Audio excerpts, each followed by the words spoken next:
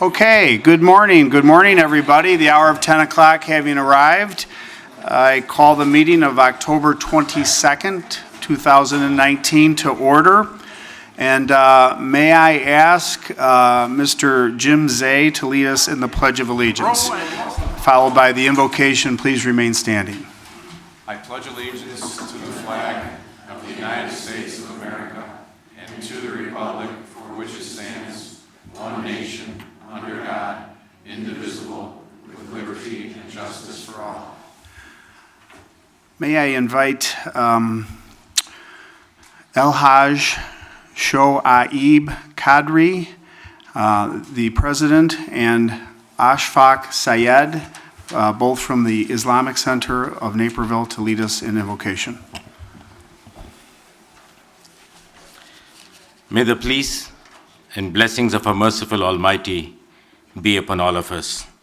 Our Lord, our Creator, the light of the universe, we praise you and we seek your help. We seek forgiveness from you and we seek refuge in you from all evil and darkness. We thank you for giving us the opportunity to be here today as one body, one community, and one humanity. We thank you for giving us the gift of understanding and the gift of compassion. O merciful Lord, give us the courage to stand together for one another and with one another. Our Lord, fill our hearts with your light and let it shine through our actions. Give us the magnanimity and courage to forgive those who choose to harm us. Bring our hearts together. Let us celebrate our diversity and not divide us, whether it be diversity in race, color, faith, belief, or any affiliation. Let good triumph over evil. Let the light of knowledge purge the darkness of ignorance. Let love and kindness prevail over hatred.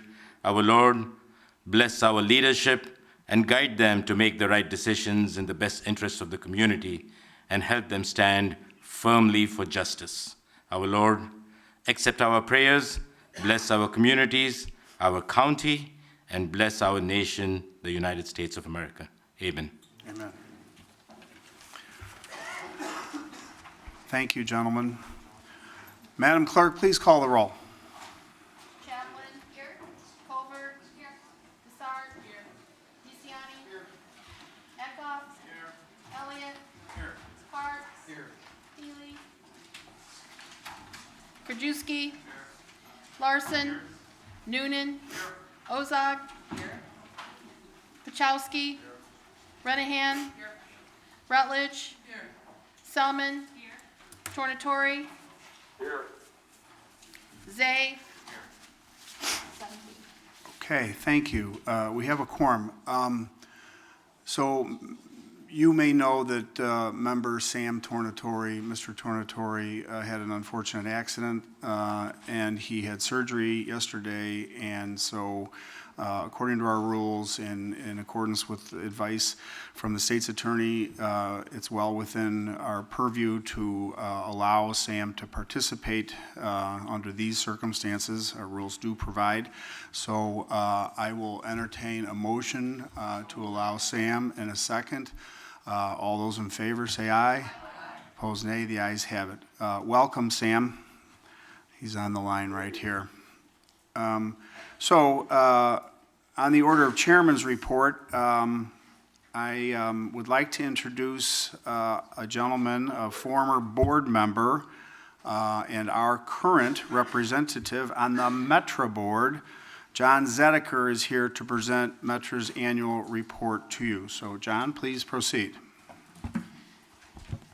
Thank you, Mr. Chairman and Commissioners of the County Board. I'm joined today by Dimitri Skofis from our Community Relations Department, and we are very happy to report to you a double dose of good news for Metra customers in 2020. First, we will not raise fares next year. This will be the second year in a row we're able to do that. We were able to hold the line despite rising costs and the very expensive new costs of operating positive train control safety system. Our continuous efforts to tighten our belt and cut expenses have paid off, as our overall operating budget will rise just 0.6% next year to $827 million. Second, on the capital side, Metra is entering the 2020 fiscal year in a substantially better position than we were last year. And for that, we can thank the legislature, the governor, and our taxpayers for approving and funding the first statewide capital bill in 10 years. For the first time in a long time, Metro has a major infusion of dollars which will attack a huge backlog of capital needs. In 2020, Metro expects $205.2 million in state bond funds and $73.7 in pay-go funding. When you partner that with our federal dollars at $186 and local at about $15 million, those sources provide additional funding, bringing the total in 2020 to $480.5 million. Over the next 5 years, Metro expects to receive more than $1.4 billion just from the state of Illinois. When you add that to the federal and local sources, we expect to be able to spend about $2.6 billion over the next 5 years, an unprecedented amount. So where will that money go?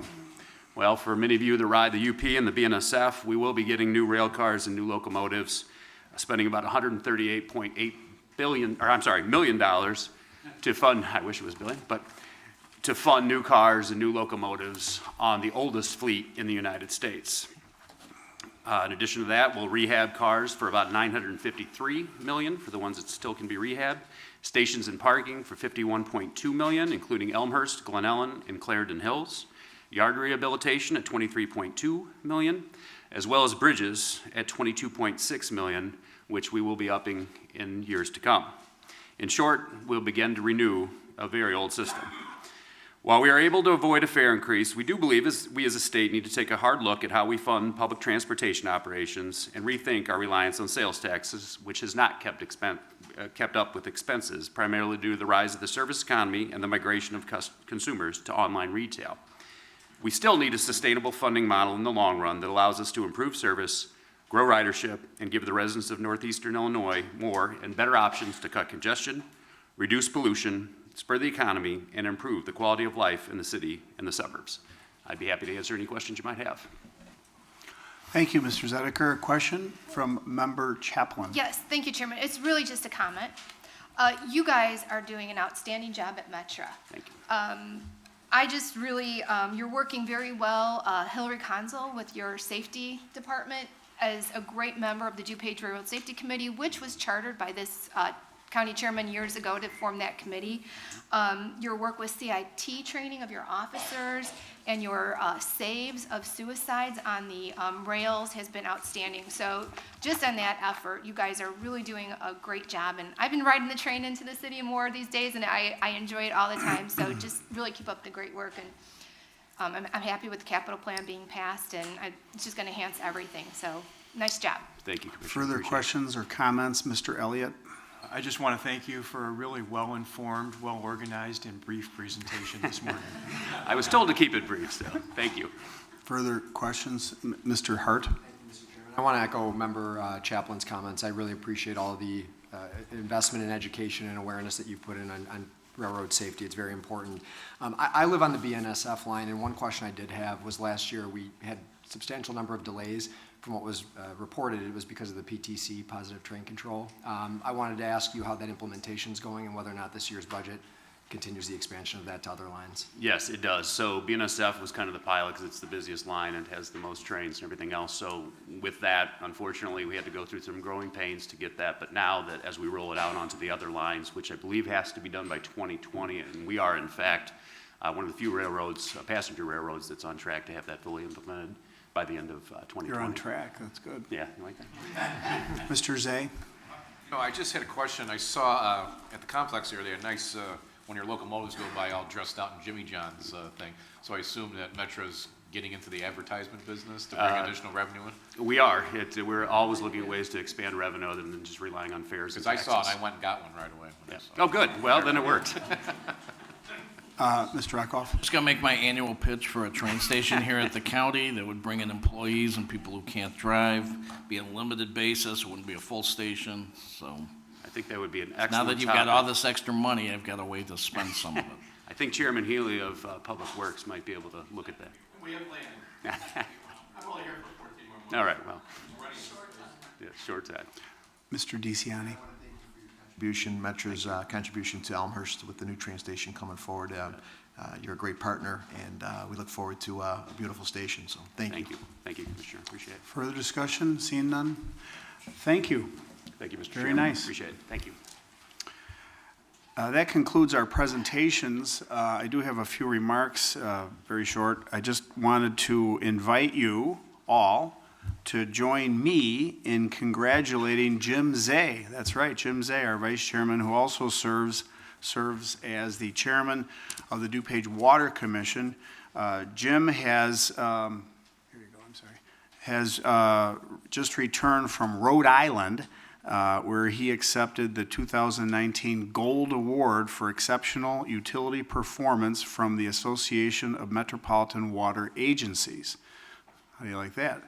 So the association is an organization of the largest publicly owned drinking water systems in the United States.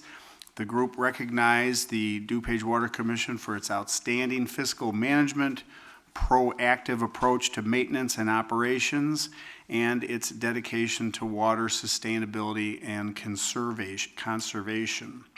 Congratulations to Jim, the General Manager John Spatz, the Commission Board, and the staff for exhibiting excellence in your approach to operations and governance. The national recognition is well deserved. Congratulations, Jim.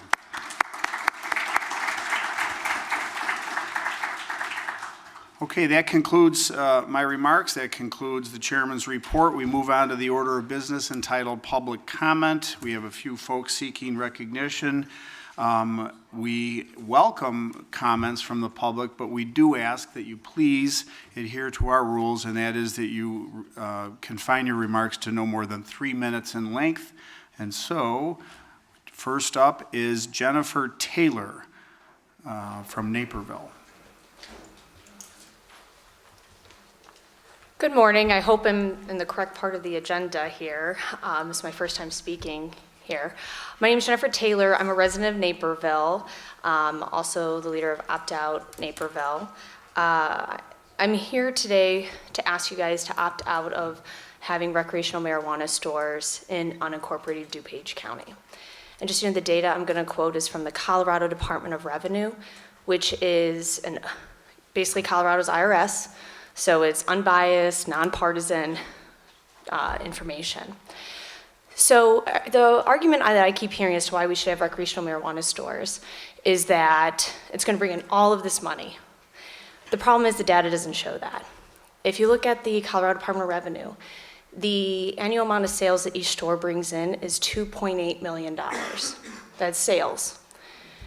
We look here in DuPage County, and the max amount that my understanding is you can charge in the unincorporated area is going to be 3.75%. So the state is asking, of course, municipalities and such to charge less than that, but I believe if you get the max at 3.75%, if you take that 3.75%, times it by that $2.8 million, you get $105,000 in sales revenue per store. Now that may sound like a lot of money, but then look at your 2019 budget. Your budget in 2019 was $433,800,000. In order to have 1% of your budget met through the recreational marijuana stores, you would need 41 stores in unincorporated DuPage County. 41. To give you a little bit of perspective, in Naperville, there are 20 McDonald's and Starbucks combined. 20 combined. People complain that there's a Starbucks on every corner already. So what are people going to say about having recreational marijuana stores all over in unincorporated DuPage County? So there is no financial benefit to the municipalities and the counties that are bringing in these stores. The financial benefit is the marijuana industry. And for this reason, this is why I'm asking you guys to opt out of having recreational marijuana stores in unincorporated DuPage County. Thank you. Thank you. Jim Creamer.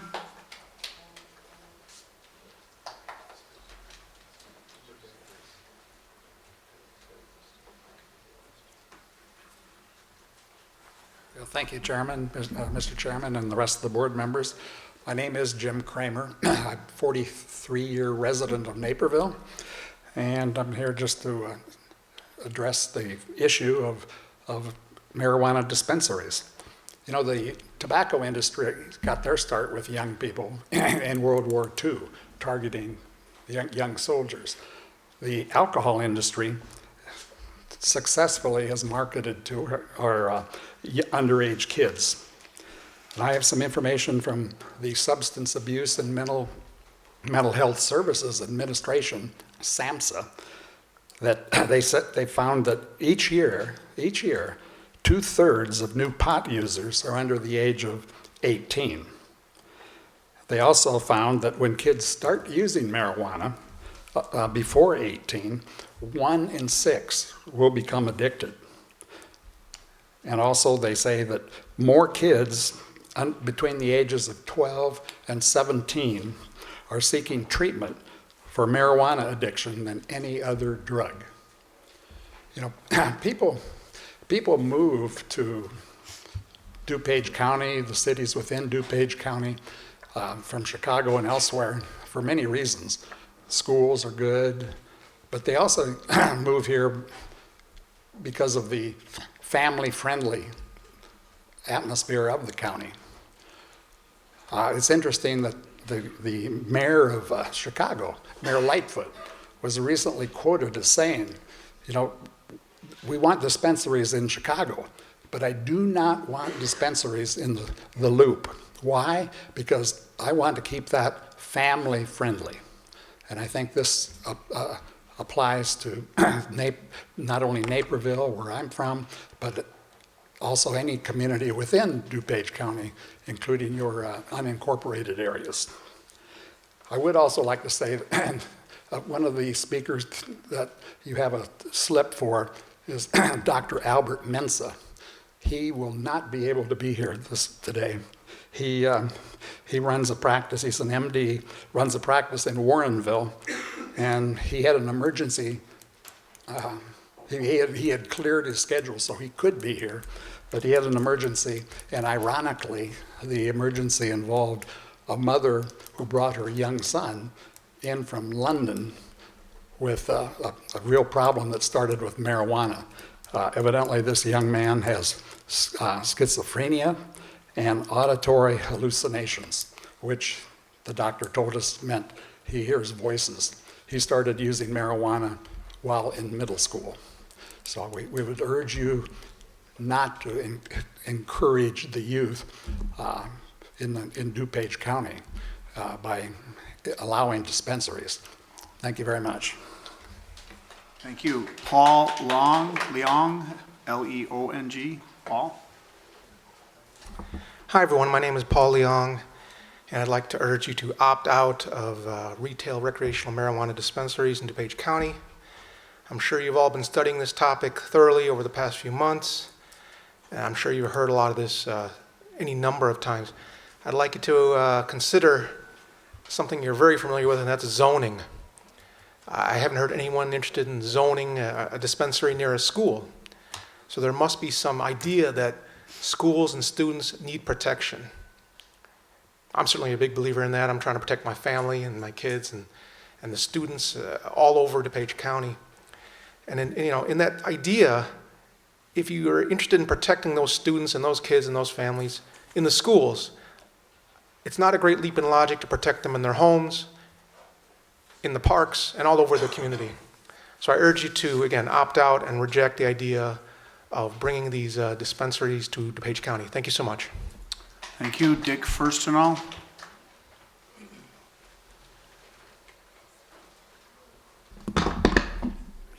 Good morning, Dick Firstenall, 709 Zanier Avenue, Naperville, Illinois. You know, I want to give you a little history lesson quick here. A number of years ago, the city of Naperville decided that smoking in bars and restaurants shouldn't happen. And you know, nobody was talking about it because it was such a political issue. Nobody wanted to take it on. The state wouldn't do anything about it. Nobody would do anything about it. The Naperville City Council, after about 6 months of back and forth with every restaurant in town and every bar in town, decided to ban that, smoking in restaurants.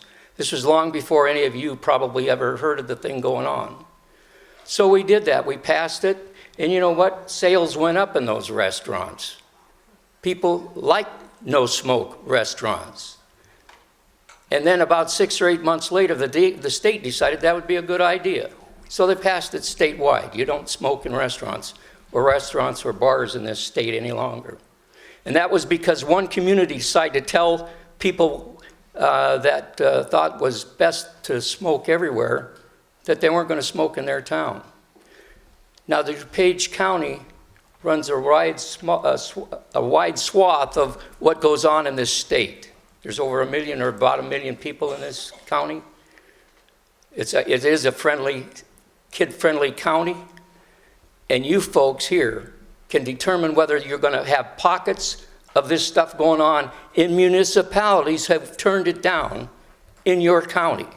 And I was surprised at the number of cities and municipalities that have turned this stuff down in our county. And you need to do the same. You need to turn it down, send a message to the people who decided this was great stuff, and maybe they'll get some changes statewide on this before it's all over. It's not the panacea of tax revenue that everybody thinks it is. It's really a mess. There's not a sheriff or police department head that I have heard of in the state that thinks this is a great idea, let alone DuPage County. I urge you to vote this thing down, and that includes all the new members of this DuPage County Board. Vote this thing down. Have a great day. Fran Bixler.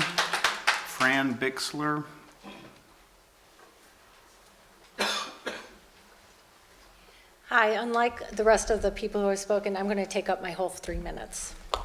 This is a book it's called Return on Integrity. I'm just going to read 3 short paragraphs. They're really short. It was not that I felt something was missing, something we'd once had that was no longer available to us. Rather, it was something we were overlooking, and therefore we were not benefiting from the value it could offer us. It wasn't creating another solution. Even great solutions only seem to go so far, yet another is needed. Nor it was like a resolution. It was more like a realization, an invitation. The sense didn't entail new skills, behavior modifications, stretch goals, or fulfilling a need. The most confusing part was that it wasn't about something new, nor was it about something unheard of. Rather, it was about something unknown. It wasn't about something we had to go and get. Oddly, we already had it. We realized that I realized that we all have something lying dormant within us, inviting us to plug into it. This something is our core. More specifically, it is our core values. Our core values are not what we value. Defining core values in this way is a trap that simply leads us to more empty behavior, wants, needs, opinions, and beliefs. Our core values are not values because we've allowed our values to be drifted by a lot of different things. I know I'm not supposed to talk about the societal impact because everyone else is here. I know I'm not supposed to talk about humility or shame, but I'm going to, because you know what? It's about time that somebody stood up and said, this is not right, and shame on anyone who votes it in. I have been an advocate for opt-out groups all across Facebook. I've gone to Woodridge, I've gone to Downers Grove, I've gone to Lisle, I've gone to Naperville meetings. I have been ridiculed, I have been threatened, I have been bullied. I was told to F off this morning. Isn't that precious? What's going to be next after recreational cannabis? Are we going to then legalize, I don't know, hallucinogenic mushrooms like Colorado? What are our laws going to stipulate? Are we going to then say we can't allow employers to give urine tests to see if their employees are high? Which of you are going to welcome a contract service provider into your home to repair your roof or your furnace or your plumbing? Do you think Tackle and Yelp, do you think those apps are going to measure this or discern this for you? How are employers going to discern this? What about people who are in more professional positions? What about doctors? What about engineers? How are we going to then regulate that society, that portion of it? When you talk about letting this come into our society, it's ripping the very fabric of what DuPage County stands for apart completely. And for what, $300,000? Shame on you if you vote to opt in. Shame on you. And I'm sorry, but I am going to make that stand. If we need to bring humility back into our first world problems, then so be it. Which one of us is so damn entitled that we can say that we can move forward for $300,000? As a real estate agent, I can't tell you how many homes have been sold because their kids, little Susie, got involved with the wrong group at school, or because divorce, because of drugs, have infiltrated our homes. Graciously, the MLS doesn't have a field for that. Otherwise, I'm sure we'd be surprised by those statistics. You have a voice. Our state legislators have let us down. They have let us down. They have disgraced the law of our Constitution by how they passed this. And you have an opportunity to turn it around and do this the right way and say, we're not going to be associated with those people. We are going to stand on our own values, our values. Now, I know we're not Mayberry, and I hate to bring up It's a Wonderful Life and George Bailey, but really, what would Dad do? What would Dad do? Would your dad allow this? If he wouldn't, then why would you? Thank you. Ning Yuen, Y-U-E-N, from Hinsdale.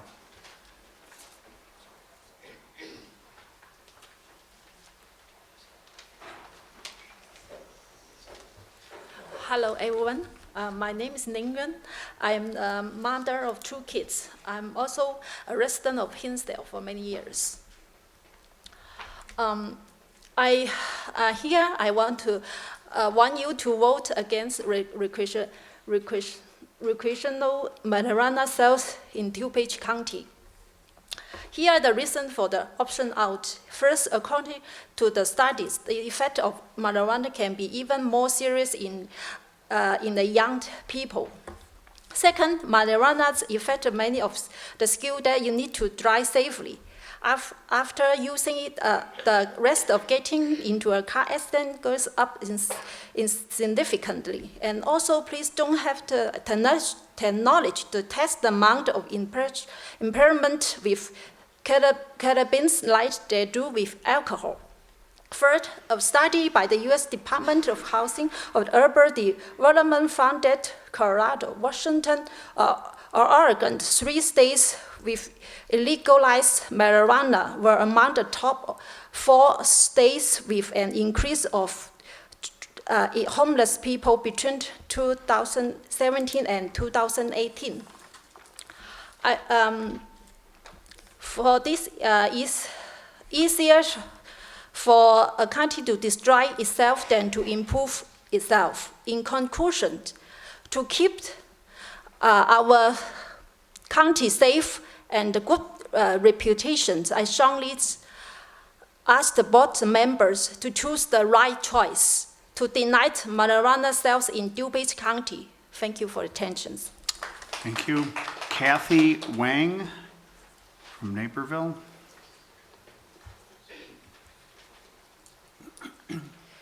Good morning. My name is Kathy Wang.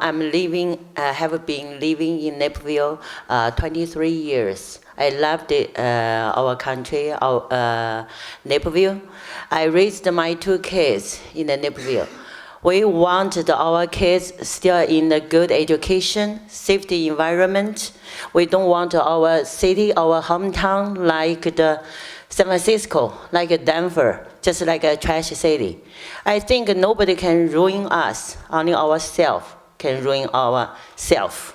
So I strongly opt out, protect our hometown. Thank you. Thank you. So we have a couple of folks that they have registered their position through a record of appearance here, record of attendance only, but they want to make sure they're on the record as opposed to recreational marijuana or in favor of opting out. We have Yahu Quang from Aurora, 3690 Baybrook Drive in Aurora. We have Hong Zhao, also from Aurora, seeking to advocate for opting out. We also have record of appearance from a gentleman who had originally filed a form to speak, but as we know from a previous witness or a citizen that he can't make it. That would be Albert Mensah, M-E-N-S-A-H, from Warrenville, who would have remarked in favor of opting out. Moving right along to other folks seeking recognition in the order of public comment, we have Mark Daniel. Mark Daniel, on a different subject matter, I believe. Good morning, everyone. My name is Mark Daniel with Daniel Law Office in Oak Brook Terrace. Chairman Cronin, members of the board, Member Tornatore, I hope you are doing better this morning. I represent the Bianco family on Pine Lane. We have a matter before you that involves a supermajority vote this morning. 75% of the votes of the county board are required. The Biancos hired me a while back because a permit issued in favor of construction of a detached garage. A year later, the garage was nearly complete, and it was determined that the garage was too large and too tall. The Biancos attempted to cooperate and proceeded to a variance and didn't feel too hot about it, so they hired me, and I immediately proceeded to get a 7-0 negative recommendation, which says something. But the County Development Committee, I believe, recognized that the ZBA missed the hardship analysis. Until the permit was partially revoked due to the garage, you had a situation where there were lawful improvements on the property. And the hardship in this instance is having $1 million home under construction that vastly improves a site that had a home that needed to be demolished. It was run down, roof leaks, it was a mess. And they've got $1 million house going in with a 1.5 car garage that could have been planned if it weren't for the mistake. I think the point here is that things happen. You've got a lot of permits, a lot of development work that goes through the county. We know the folks on staff are good people, but when a mistake happens and there's reliance on that, there are positions that have to be protected, and that's why I was retained. I appreciate the time that you've spent on this. Tom Bianco and Marissa are both here behind me. If there's time, Marissa would like to speak, but I do appreciate your time. I would ask that 14, I'd love to see more of you support this by voting in favor of a variance for the area and height of the garage. Thank you again. Okay, we have Marissa Bianco seeking to offer some comment here.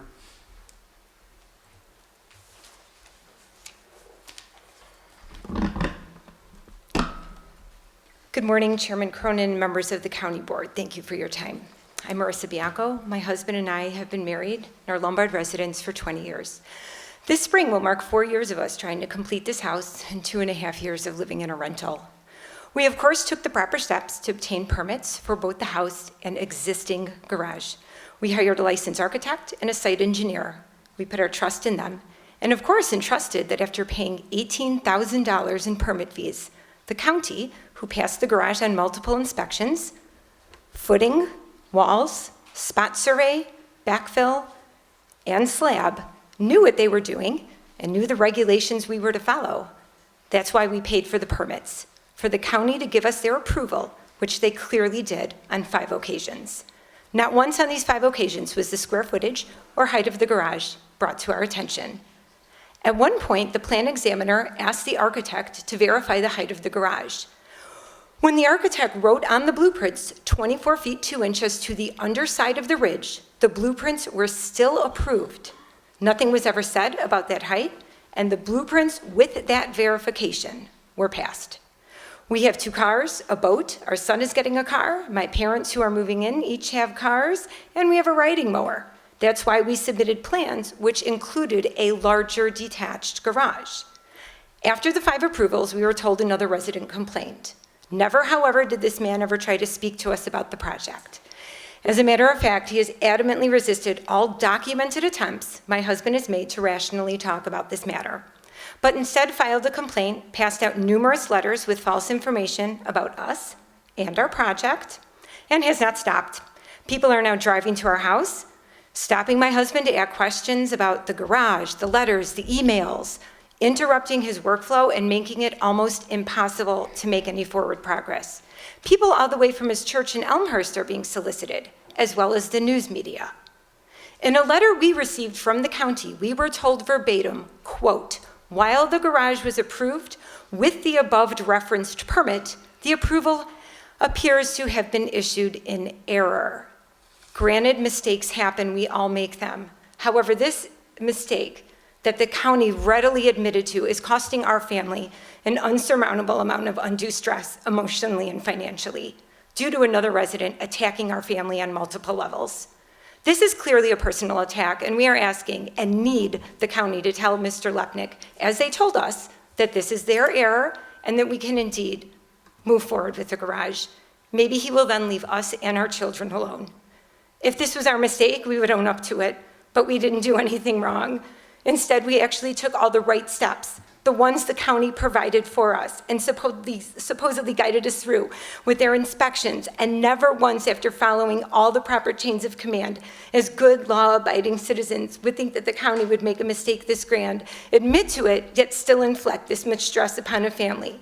We bought this property so that our children would be close to Montini, and are now spending their tuition money on legal fees and taking time off of work for something we already paid for. We own a successful business as an employee of the Diocese of Joliet and as well as the Lombard Park District for 20 years. We would never do anything to put our reputation in jeopardy. As a county citizen, I ask you, what were we supposed to do aside from following all the chains of command, getting the permits, getting the inspections, and following the blueprints? We ask you, what were we to have done differently? Thank you for your time. Thank you. James Olgun. James is an attorney from Hinsdale. Thank you, Chairman, Board. I'm here also on representing the two property owners that are most directly impacted by this variation request. They live immediately behind, so this garage is right up next to their property. Just going from a legal standpoint, when we went through the public hearing, the Zoning Board of Appeals correctly indicated unanimously that the variation standards were not met, because this property is of such size that a structure that is in compliance could be made. There was no hardship, and that's a reason that they voted unanimously to reject it. In terms of, we feel, for the Biancos, but the idea that this was solely an error of the county or their architect or their engineer, the property owner is a builder. They're the ones listed on the permit application as far as doing most of the work. Next, the actual permit that they reference had incorrect information in terms of the size of the garage. They put a total garage space of a little over 1,100 square feet. And as I mentioned, they also have an attached garage. So the information that was presented to the county was incorrect. What is being offered or requested today are pretty excessive variations in terms of both overall width. You're more than double the 650 square feet that would be permitted, up to 1,650 square feet. And of more impact, you're raising the overall height from 15 to 25.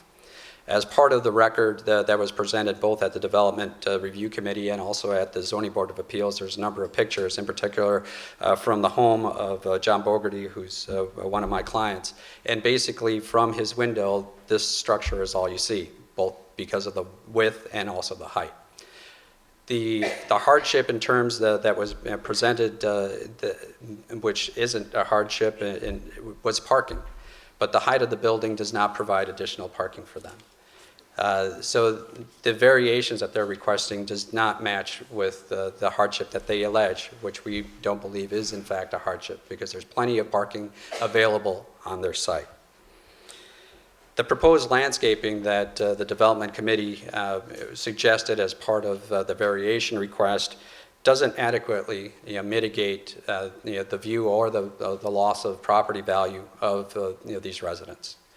Consequently, we ask that either the variation request be denied or if you have not been able to review the material regarding the view or the zoning board record, continue this meeting so that you have that opportunity you can make an informed decision. The impact on these residents, assuming that there was no mistake on the part of the Biancos and it solely rests on their architect, the county, their engineer, you can point blame at all those folks, but the two folks that have absolutely no blame are the folks that live immediately and are most impacted.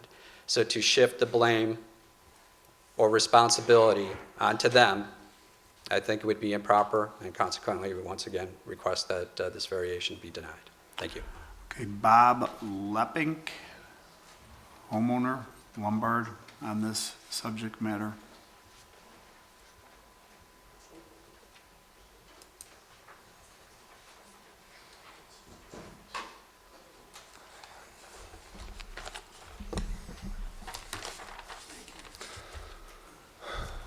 My name is Bob Leppink, and frankly, I don't know where to begin. I am not the monster that was described before by the other party. As you can see by the outpouring of emails, I am a genuinely nice person. I am respected for my integrity, most of all in how I care for others. My neighbor, John Bogarty, is my biggest focus in this. He has been harmed by this decision and has been lost and pushed aside, and all of the decisions have been made. The landscaping that has been proposed does not diminish the loss to his property. I have a couple facts, because I believe that you've been led astray in the documents that have been prepared for your review. First of all, I did not have time to prepare anything, so my daughter said she would, for this meeting. I heard from one of your constituents that basically John Bogarty was the only one that opposed, that everyone was for this. My daughter drew this up for me. This is the petitioner's property. Everything that has a stripe on it are letters that came from the neighbors opposing this. You can find those in your documentation from the zoning board. There's 14 of them. I believe that there was 22 that were sent out. In addition, these that she put circles in are other properties that oppose this in this area. These are right across the street and in this area next to him. That is factual, and you can find that in yours. The second thing, this is a concern for me. I'm a deputy division director for Argonne. We manage, for the nuclear waste, we manage nuclear waste, and we look at what problems, mistakes that occur and why they occur. I looked into Paul Haas was gone. He was leaving. He was rushed is what I was told. I've been through the permit process here. Your front people, Mr. Cronin, are so good. When you go into them, I want to let you know that they are fantastic. But when you go in for a permit, they ask you very good and pointed questions. In this particular case, this is the petitioner's application. Right here, I will point to this. This is the garage. It says 1,126 total. This is what Paul had to review in his rush to leave. Is this number correct? No, this number is not correct. This number, his attached garage is 630. His other garage that he just is asking the variance for is 1,650 and is actually less than what he actually originally had done it because he's cutting off the top floor. It's a 2-story, 2,600-foot home. This is 11,126. I ask you, I would say if this even said the 2,280, it would have raised a flag to anyone that had seen this and would have been the simple fix to this. When we see mistakes happen in the nuclear facility, it's one mistake causes other mistakes going in the future. This mistake, you have to take responsibility for yourself because of the detrimental effects that this is having on my neighbor, John Bogarty. I'll wrap this up. I had something else on the... He also waited 220 days to get a variance and just asked for an inspection. He did not complete his inspections in the 90 days that was done, as was told in yours. You can read that in your chart. Why am I here? Is it worth it, or is this all predetermined by the county? When I was shocked with the development boards, excuse me, sir, with their decision. The fact of the matter is they likened this, they said mistakes happen, but usually your residents don't have to pay for the mistakes of the county. Some way, John, you have to come up with some solution to help him, especially. I am paying for it, but John cannot. He is on a fixed income. He's a disabled person living next door to me that we care for. He is my elderly neighbor. He's not supported by a majority. He is supported by the majority of homeowners in my neighborhood. I am here to fight, protect for myself and my neighbor who cannot protect himself. 79-year-old, disabled, on a fixed income, being homebound with a walker. His outside world is the only view he gets from his window. And if you look at the drawings and the pictures in there, his window shows this. This is his living room window. You're going to put arborvitae in front of this. This is in your package. Please look at it. If you haven't driven by, and I know some of you have, thank you. Look at what he has to look at in his window. This is his bedroom window. I sat up in his bed as he would every morning, looked out his window. Do you think he's going to be able to sell this house? Do you think he enjoys the view that's out there? I am not trying to do anything but protect my neighbor and protect myself in this. I ask you, you wear the mantle of responsibility of being a protector of the people that are in here. Do not fail to recognize John Bogarty as one of the people that are hurt by this. Not only the builder, but him.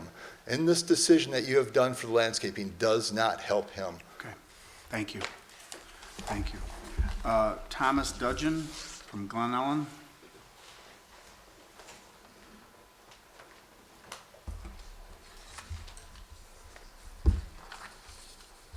Good morning. Mr. Chairman and members of the board, thank you for allowing me to speak to you this morning. I want to talk to you very briefly about the current impasse between the county and the probation department. Many of you in the room recognize me and know that I was a former associate judge in this county for 22 years. During those years, I presided over a number of different courtrooms, including a general misdemeanor courtroom, this circuit's domestic violence courtroom, and one of its 2 juvenile courtrooms. The business of running those courtrooms involves the difficult and necessarily individual business of sentencing. It's the most difficult thing we confront as judges in criminal courts. A high percentage of every conviction involves relying on assessments conducted by probation officers.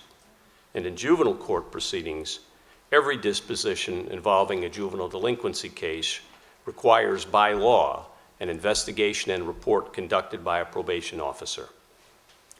Crafting an appropriate sentence in those courtrooms requires detailed and individualized information. To gather that information, probation officers are required to answer these sorts of questions. How serious is this offender's substance abuse problem and what triggers it? How do we address the causes of this person's domestic violence so that when released, the other members of his family will be safe? Or in the case of one juvenile offender that I had to deal with, how do we treat a young man who is addicted to heroin and is also allergic to heroin? The work and creativity of this county's probation officers helps us to answer those questions, but that's only half of their job. When we sentence offenders, compliance with the terms of their probation is central to their rehabilitation. Probation monitors their compliance. Often offenders and those who must interview work shifts that are very different from 9 to 5. Probation officers need the flexibility in their days to accommodate those varying schedules. Often their presence, as you can imagine, is not always welcome. In the 1970s, I'm old enough to recall that one probationer entered our county's probation offices in Wheaton, shot and killed one probation officer and rendered a second a paraplegic. A good friend of mine, who's a former juvenile probation officer in Cook County, still carries a bullet fragment in his thigh. We in DuPage County pay our starting probation officers the sum of $20.84 per hour. That's lower than Cook, Lake, and McHenry counties. We freeze the STEP program for inexperienced probation officers and tell them that their request for flexible hours simply isn't feasible. I understand we've lost 40 probation officers in the past 2 years. That's 40 sets of experienced eyes and ears for the judges of our county. That's what they are. I hear that our county can't afford the demands.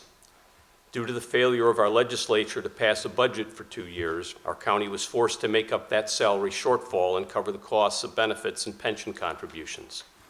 The money just isn't there. Well, it is this year.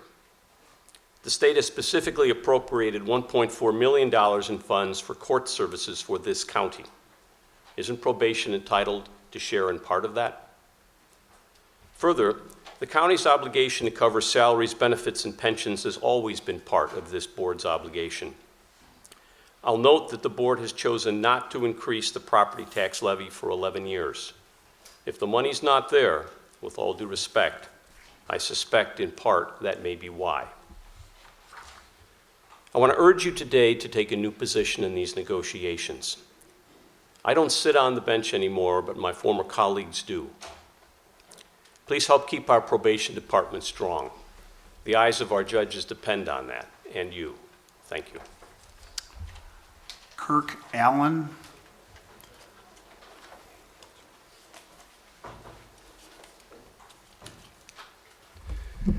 Thank you, Chairman, members of the board. Several years ago, my name's Kirk Allen, I'm with the Edgar County Watchdogs. Several years ago, we came to the board and we addressed policy issues with compensation related to public officials. And although we were met with some resistance on some of the compensation being received that was not in the original resolution, steps were taken to correct what we identified, and you guys move forward. I appreciate the fact that it was recognized. Well, what brings me here today is leadership. You all said the Pledge of Allegiance, pop quiz, last 3 words. Justice for all. Let that sink in for a minute. No matter what your political affiliation, we always talk about our constituents, what we're doing for the taxpayer. We're here for the taxpayer, we're here for the taxpayer. Over here on the right, we have a table, members of the press. Mr. Sanchez, and I'm not familiar with the other lady. How many folks from the press have we got in this room today? 2? Okay. Leadership starts at the county levels, because we know we don't have it in Springfield, in my opinion. That leadership deals with how you do your day-to-day operations. As a watchdog, I can tell you I can't keep up. We get literally 30 to 40 tips a day on corrupt government operations statewide, and now nationally with the creation of what we call the American Watchdogs, a training organization. From a consolidation point, when we don't have enough watchdogs or members of the press to address things locally at all these lower units of government, we've got chaos, and it's a mess, and it's killing the taxpayer. But there's a common theme that I've been hearing for the last 7 months here in Illinois dealing with local government and public officials and their compensation. They constantly say, well, the county does it, county board does it, county board does it. And the one in particular that I'm going to address is health benefits for county officials. County elected board members have the option of health care. They also are paid substantially more, and I know every county has different pay structures, but the taxpayers are paying that bill. And when the taxpayers pay that bill, that trickles down all the way to townships where you have elected township boards and supervisors that literally come to one meeting a month and have a full carte blanche gold package of health care. And they say, well, the county does it. So what I'm asking you folks today to think long and hard about as you move forward through your future compensation setting resolutions along the lines with consolidation options is, number one, we need to lead by example. And part of that is, can you afford to use your compensation of wages to buy your own health care? I think you can. I think most public officials can with what they receive. The taxpayers are not receiving anywhere near the optional programs at the cost that you folks can access. So literally, you're living an entirely different standard than most people out there. And from a watchdog standpoint, everybody is pointing to the county boards statewide saying the county's doing it, so it's okay for us. And I agree, the law says you can do it. The law says you can do a lot of things. But I sat through a finance committee and I heard something in regards to conflicts and the questions being raised about conflicts of interest. Well, the law is real clear. Officers Prohibited Activities Act, Section 3. It tells you what a conflict is. It's spelled out crystal clear. There's no confusion. That's the standard that gets applied. But we see, and we've seen it here, we've seen it everywhere else, when conflicts are identified, we either fix the problem or we go change the law. We don't need to change the law to protect wrongdoing.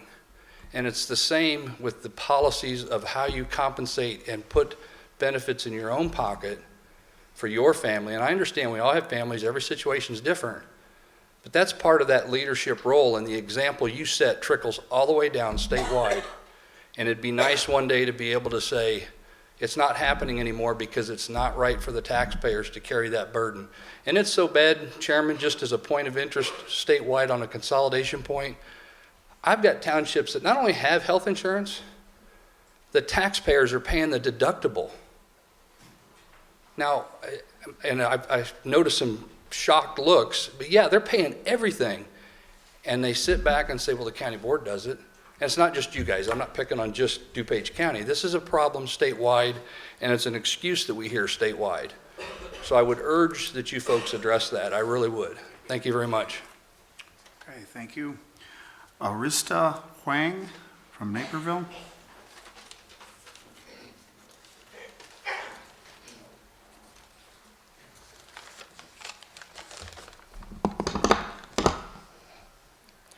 Good morning.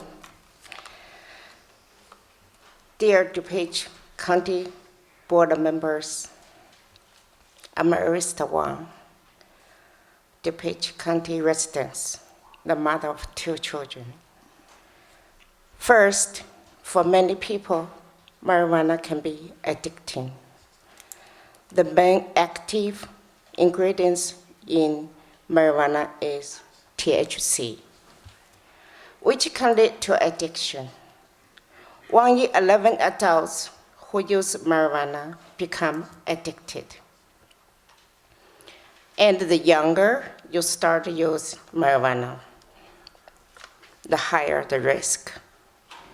1 in 6 people who start in their teens may become addicted.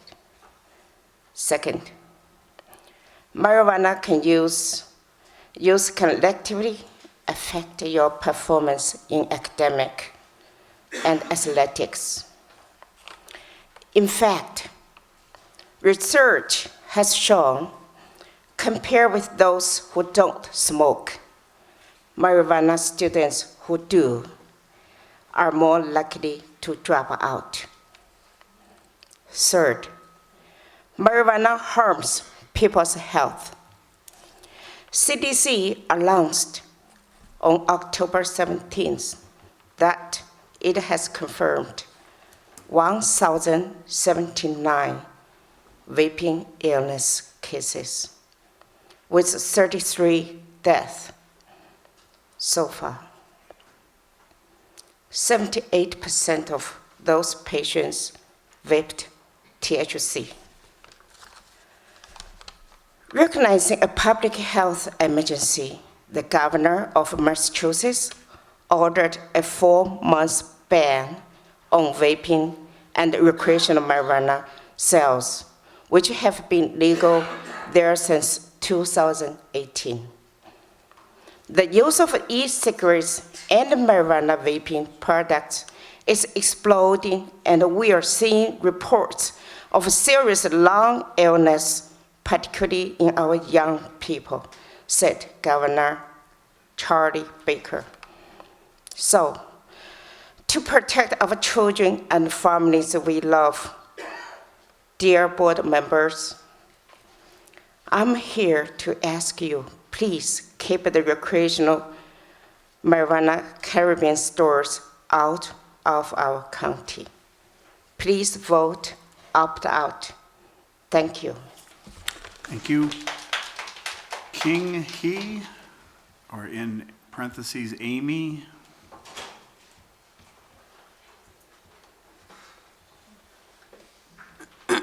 My name is Amy He. I just want to talk about my experience with marijuana. And I came from China 23 years ago. I living at Aurora for 12 years. And what I'm doing is I'm trying to bridging the Chinese business manufacturer with marketing company here. The reason why is because China have an import-export last year for the first time. They want to balance the trade between China and the US, so that's opened the door for a lot of business in this country go to China. There's a 4 times more population compared to this place. The work we're doing is we bring the young kids from China to Naperville, Aurora School District, because they have a community there. And they also understand DuPage County is probably most important county in the whole country. And this is a real story. I also run the matchmaking company. I was bridging, like connecting a very handsome young boy, American boy, with a human rights lawyer at California. And they like each other. And the young boy driving all the way to the California to meet her. And they meet a family, they are doing very well. But one day he called me, he said, Amy, do you know what happened? The whole family left him at the hospital by himself. The reason why is because they found a pack of marijuana on the backpack. So the whole thing got turned off. And at that time, I was just thinking, how could you can bridging the people from both countries just over the marijuana? Are we going to helping Chinese people understanding marijuana is okay? Oh, we can helping American people understanding the rest of the world. A lot of people don't like marijuana. So this is my story about marijuana. Okay, thank you. Jan Burkett from Naperville.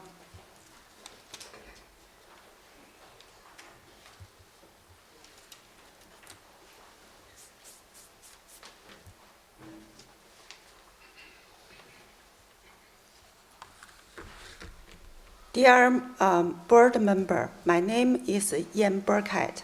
I live in 485 Village Green Road in Naperville. I'm a real estate investor, broker, and a financial planner who has lived and worked in the area for the last 10 years. Today, I'm here to urge you to opt out.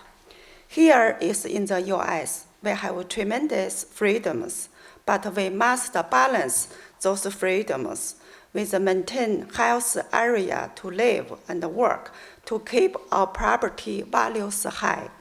Yes, I do care about DuPage revenue, just like everyone here. But I do not need revenue, but we do not need revenue from recreational marijuana. The revenue from the county investment policy should attract more people to live in DuPage County and attract more investors to DuPage County. Only people can bring more business, not recreational marijuana. I remember that 3 months ago, I went to Culpeper Drive to review a property. Even this property price below average, 50,000 in this area, and the whole house inside upgraded, but still cannot sell. Why? Because recreational marijuana, the smell cannot remove. Recreational marijuana reduces the value of the house and stop highly educated pupil and investor from live in DuPage County. No pupil, no business. No business, no revenue. Recreational marijuana sales in DuPage County may bring some revenue, but it increase enforcement cost to maintain social stability. Please opt out. Thank you. Okay. Joby Chi from Lyle. Oh, I'm sorry. It says here, Ms. Chi seeks to make a record of attendance only, and her position is to opt out. Ms. Chi from Lyle, Illinois. We have Kai Han, also from Lyle, Illinois, record of attendance only, who seeks to convey his or their opposition to recreational marijuana and in favor of opting out. And finally, we have Kim Nabel from Elmhurst, also a record of attendance only in favor of opting out. And so I think that concludes all those folks that are seeking recognition on the order of public comment. Thank you very much all for coming out and sharing your thoughts with us. We always welcome them. We move on to the order of business entitled Consent. There's been a motion and a second. Madam Clerk, please call the roll. Zay. Aye. Chaplin. Aye. Covert. Aye. Desart. Aye. DeCiani. Aye. Eckhoff. Aye. Elliott. Aye. Hart. Aye. Healy. Gajewski. Aye.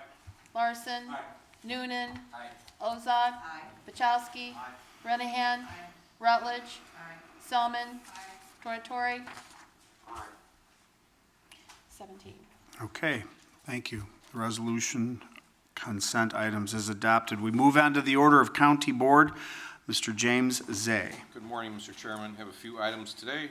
First item is CBO 7119, establishing a county cannabis retailer's occupation tax in the County of DuPage, Illinois, amending Chapter 33 of the DuPage County Code of Ordinances. Second. Okay, there's been a motion and a second. Is there anyone seeking recognition? Madam Rutledge. Thank you, Chairman. Member Rutledge, forgive me. Thank you again. I would like to propose that we change the order of these three items on the committee update agenda. I believe that if we merely talk about the tax revenue that we could gain from opting in on cannabis, I don't think that puts us in a good light. I think that really the question is whether we opt in or out. That should be determined first. And if we decide to take that tax revenue without opting out, I think we need to have that discussion after we discuss the pros and cons of adult use cannabis in DuPage County. Okay, other members seeking recognition on this item, this discussion item, Mr. Elliott. Yes, Mr. Chairman, if Ms. Rutledge's motion was to take these in the order of B, C, A, which I think was her proposal, then I would second that. Okay, there's been a motion and a second. Further discussion on this matter? Are you seeking recognition, Yes, Mr. Larson? Yeah, I respectfully disagree. I think the issue of whether we're going to impose a tax is a fairly simple and straightforward one. Whether this board chooses to opt out of having further facilities in the unincorporated areas of DuPage County or not, I see no rational reason why we would not tax those already existing facilities in the incorporated areas of DuPage County. It doesn't impact our vote on those other areas. The other areas, it would only be an issue of where revenue may or may not be and all the other implications of adding areas. But I would think that the issue of getting the tax revenue, since we're already going to be dealing with the issues created by the facilities that exist in areas over which we have no control, should be an uncontroversial one. And I would oppose a motion to amend the order. Further discussion on the issue of changing the order in which we address these items, Mr. Healy, followed by Mr. Zay. Yeah, I agree. I think that the three of them are connected, but whether we are going to tax it, that's going to be allowed in other cities, is different from whether we're going to allow it in the unincorporated areas. When this first started going through the legislature down in Springfield, they had forgot about the fact that they would even allow the counties to do it and had to take the state association to remind them that we're the ones who run the jails, we run the courthouses, we run the mental health, we run all those things. And because of their efforts and the efforts of everybody in the metropolitan area, the chairmen of the counties out here, we were able to get a tax on this. So I think that whatever we do on B and C does not really affect A, because I would want to tax it no matter what ends up happening with B and C. Mr. Zay, followed by Member Ozog. I'll go last. I was to close since I made. Oh, forgive me. Okay, Member Ozog. I think that we can continue to keep these in the order they are in, because I think taxing is a completely separate issue from deciding what we're going to do. There will still be costs to the county, in particular law enforcement. It's very hard to parse out how we'll have public health issues, et cetera. So I think they should continue to be two separate issues. It's not a problem to keep them in the order they're in. Thank you. Member Desart. Point of order, there was a motion and a second already on the floor. We're having discussion about that motion and second. That's the way it works. Member Chaplin. Thank you, Chairman. Well, we get to Either talk way, we're about going to it. vote on this item. So I would support Member Rutledge moving it to taking it item A last. It's going to come up. I would like to give her the consideration for her vote on the tax. She wants more information before she votes, I believe, on that. And I would like to give her that consideration. So those are my comments. Further discussion on the issue of changing the order in which we address. There's been a motion and a second, as has been pointed out by Member Desart. We're engaged in discussion right now, further discussion, because we like to discuss matters.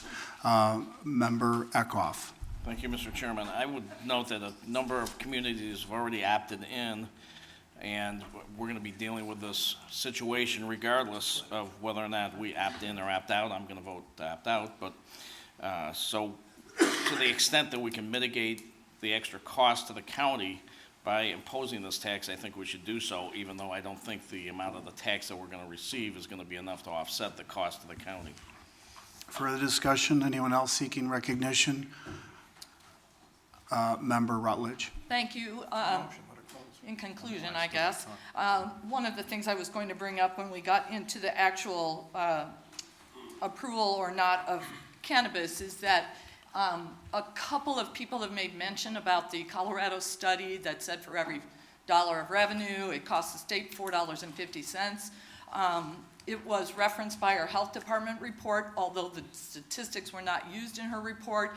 And I just want to say that a simple Google search would have quickly stopped anybody from using that study as a reference for the issue that we're facing today.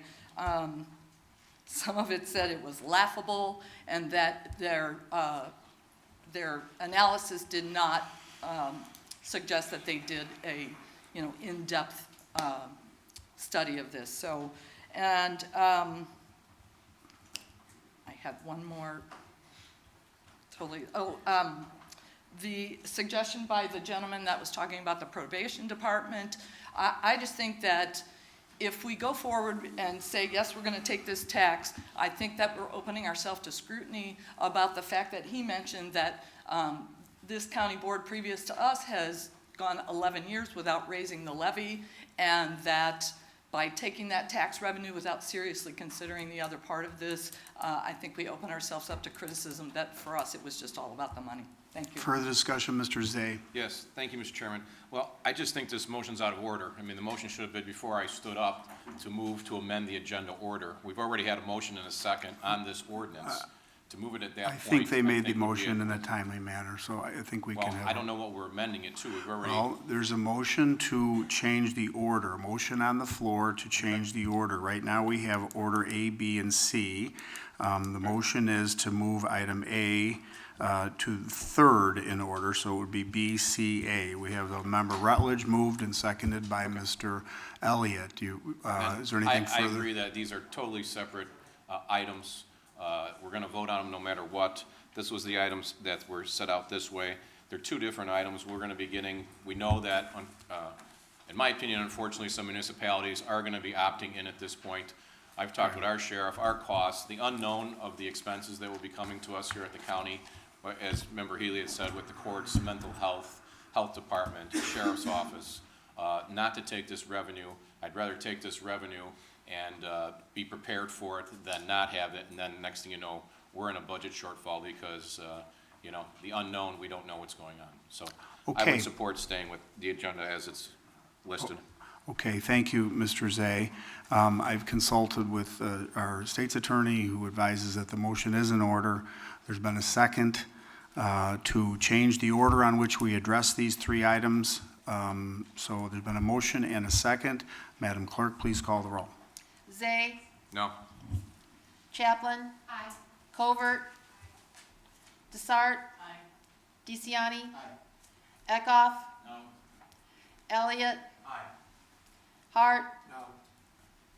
Healy. No. Krajewski. No. Larson. No.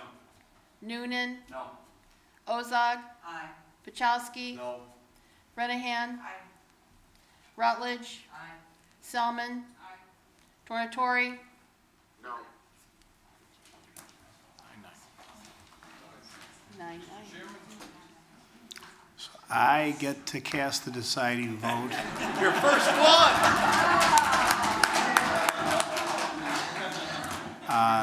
Chairman votes no. So we'll keep the order. The motion fails. Mr. Zay. No, we're back to the original motion, Mr. Chairman.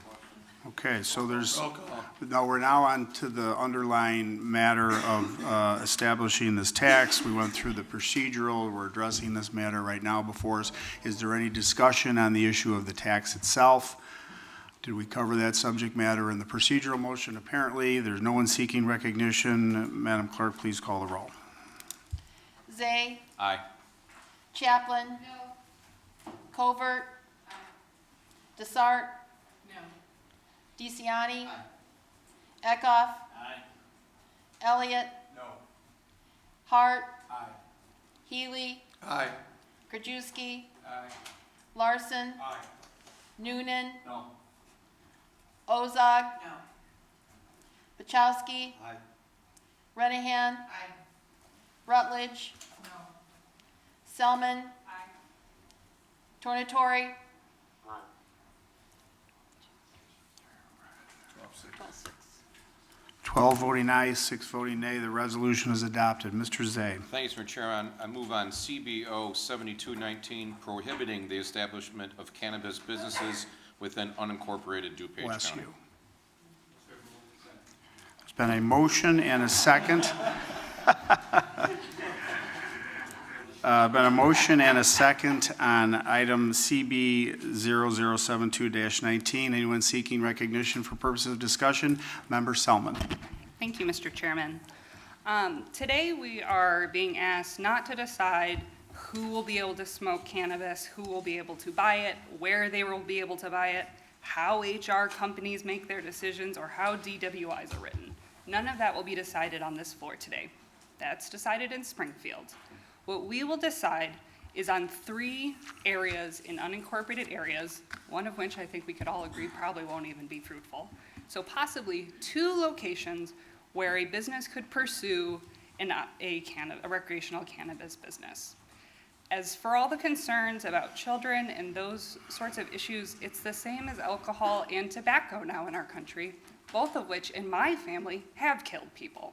Marijuana never has. Marijuana will be for 21 over, just as alcohol and just as nicotine are. And I would hope that as a board, if we decide to opt out, that I would hope we would start to see some resolutions to ban alcohol and nicotine too. If we want to be consistent, that is what this board would require. Thank you, Mr. Chairman. Thank you, member. Further discussion, Member Rutledge. Oh, really?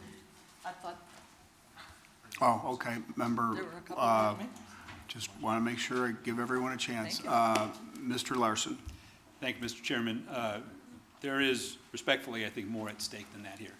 This is about what we want to communicate to our municipalities, what we want to communicate to the taxpayers, what we want to communicate to the citizens of this county and their children about how we feel about this issue.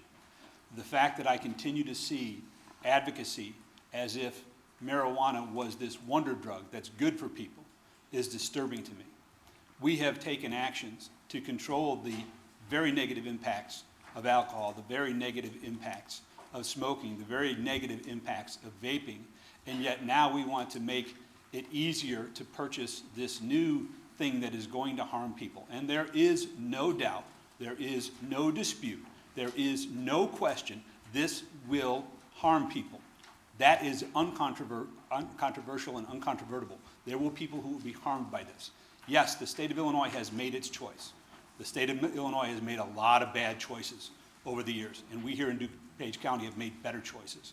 So we can't control the fact that they have chosen to legalize this drug everywhere in the state of Illinois. But we can send a message to our constituents saying, we don't want more sales of this in our county. That we can do, and that is our obligation, I think, on behalf of our taxpayers to do here today.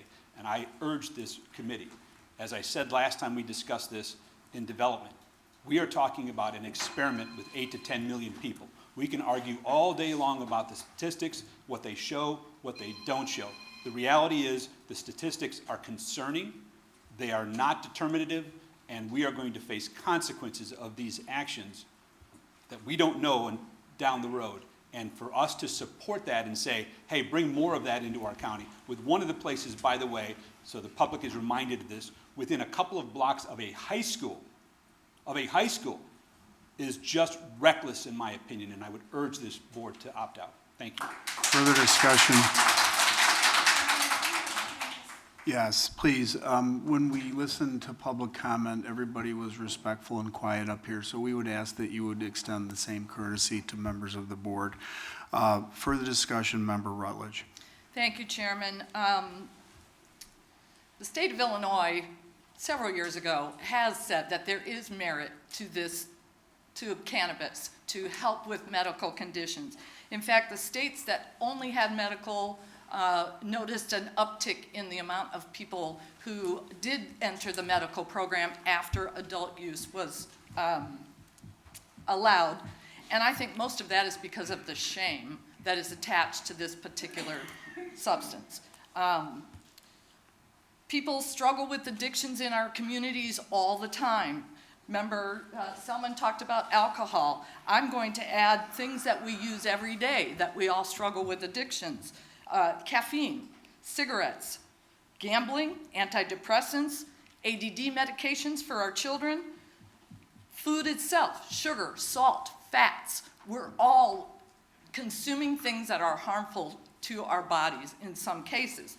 And some of this has absolutely no medicinal benefit at all. Alcohol, cigarettes.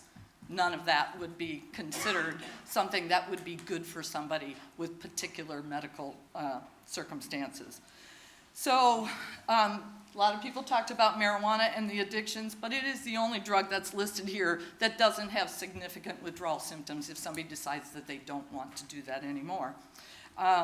So I guess I would definitely be supporting an opt-in, because we are a community that lets people decide what it is that is important in their lives without regard to what others think.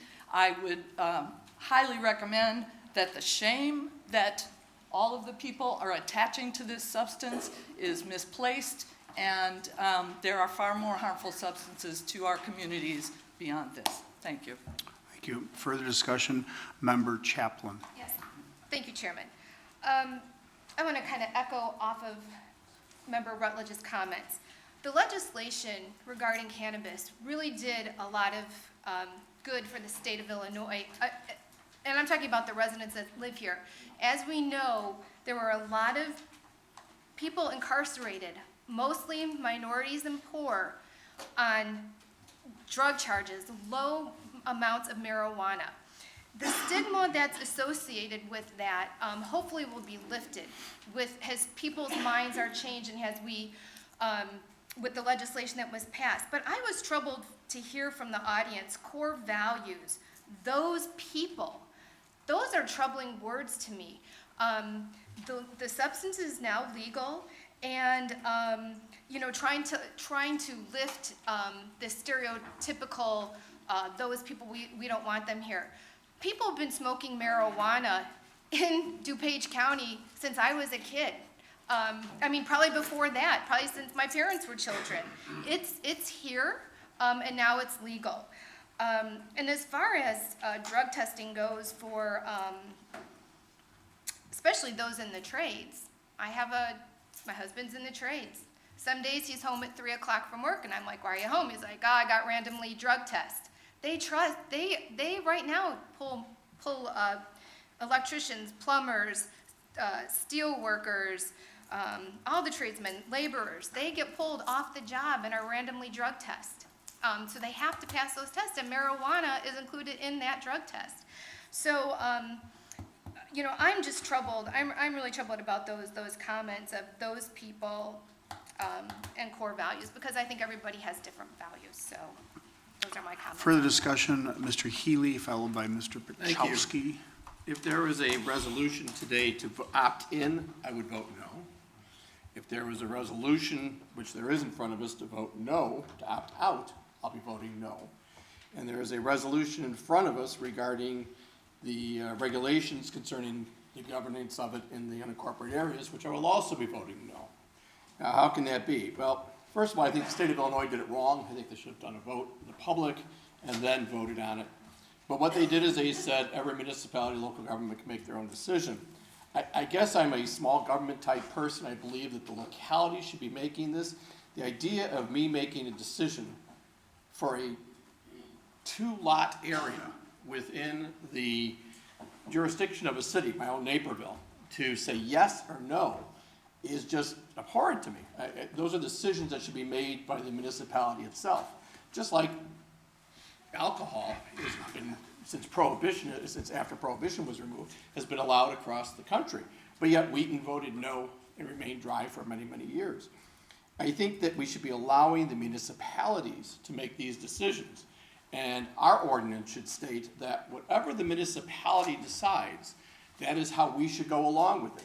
If the area is totally surrounded, like my understanding is the last 5 lots that would be allowed under this are either totally surrounded by Aurora or totally surrounded by Carroll Stream. Whatever the municipality decides, I don't want someone coming back in 2 years from now or a year and a half from now or whatever and changing this ordinance and saying, yeah, we're going to opt in for everywhere that's unincorporated because a new group has control of the board or something like that. I think we need to put common sense things in. Right now, we listen to the zoning, regarding zoning issues. We talk to the municipalities. They give us their input on that. And this is one of those times where we should be doing it too. Same for video gambling. And when video gambling came forward, they said, let the municipalities make the decision, and the unincorporated areas, which is pretty much like taking mud and flicking it on a map. You got a little spot here, a little spot there, a little spot there. You may have a little bit larger area here or there, but most of it is much smaller than the areas that surround it. The local people should be making this decision. It should not be big government county. It should be the local, the most local organization to them. That's the way the state put this together, and that's the way I'm going to go forward on this.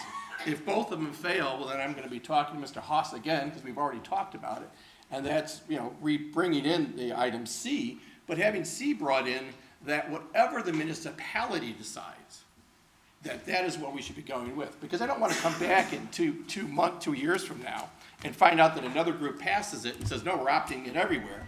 And I got little sections of Naperville or Lisle that all of a sudden now can have it, where yet the people of Lisle and Naperville have said no. So let's let the municipalities make these decisions because they're the ones closer to the decision making, and let them make the decision as to what's allowed, and the unincorporated areas will follow along with that.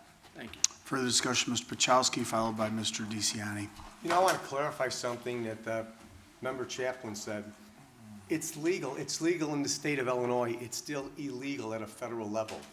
I do immigration law. I had a client denied an immigrant visa because he tested positive at a immigrant visa appointment in Juarez, Mexico.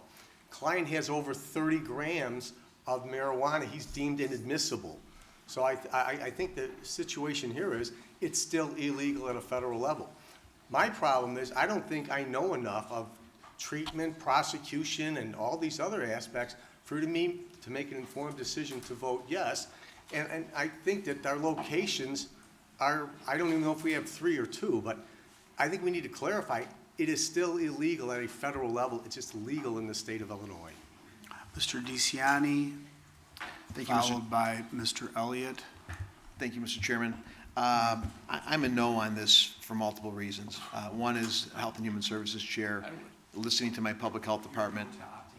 No, I'm against recreational marijuana. So I'm for the ordinance as written, for multiple reasons. Health and Human Services Chairman of my Public Health Department advises me this is a problem with a gateway drug that could open up the door to opioid and heroin abuse. We have an issue there. We all know that. Secondly, we're the gold standard for the county.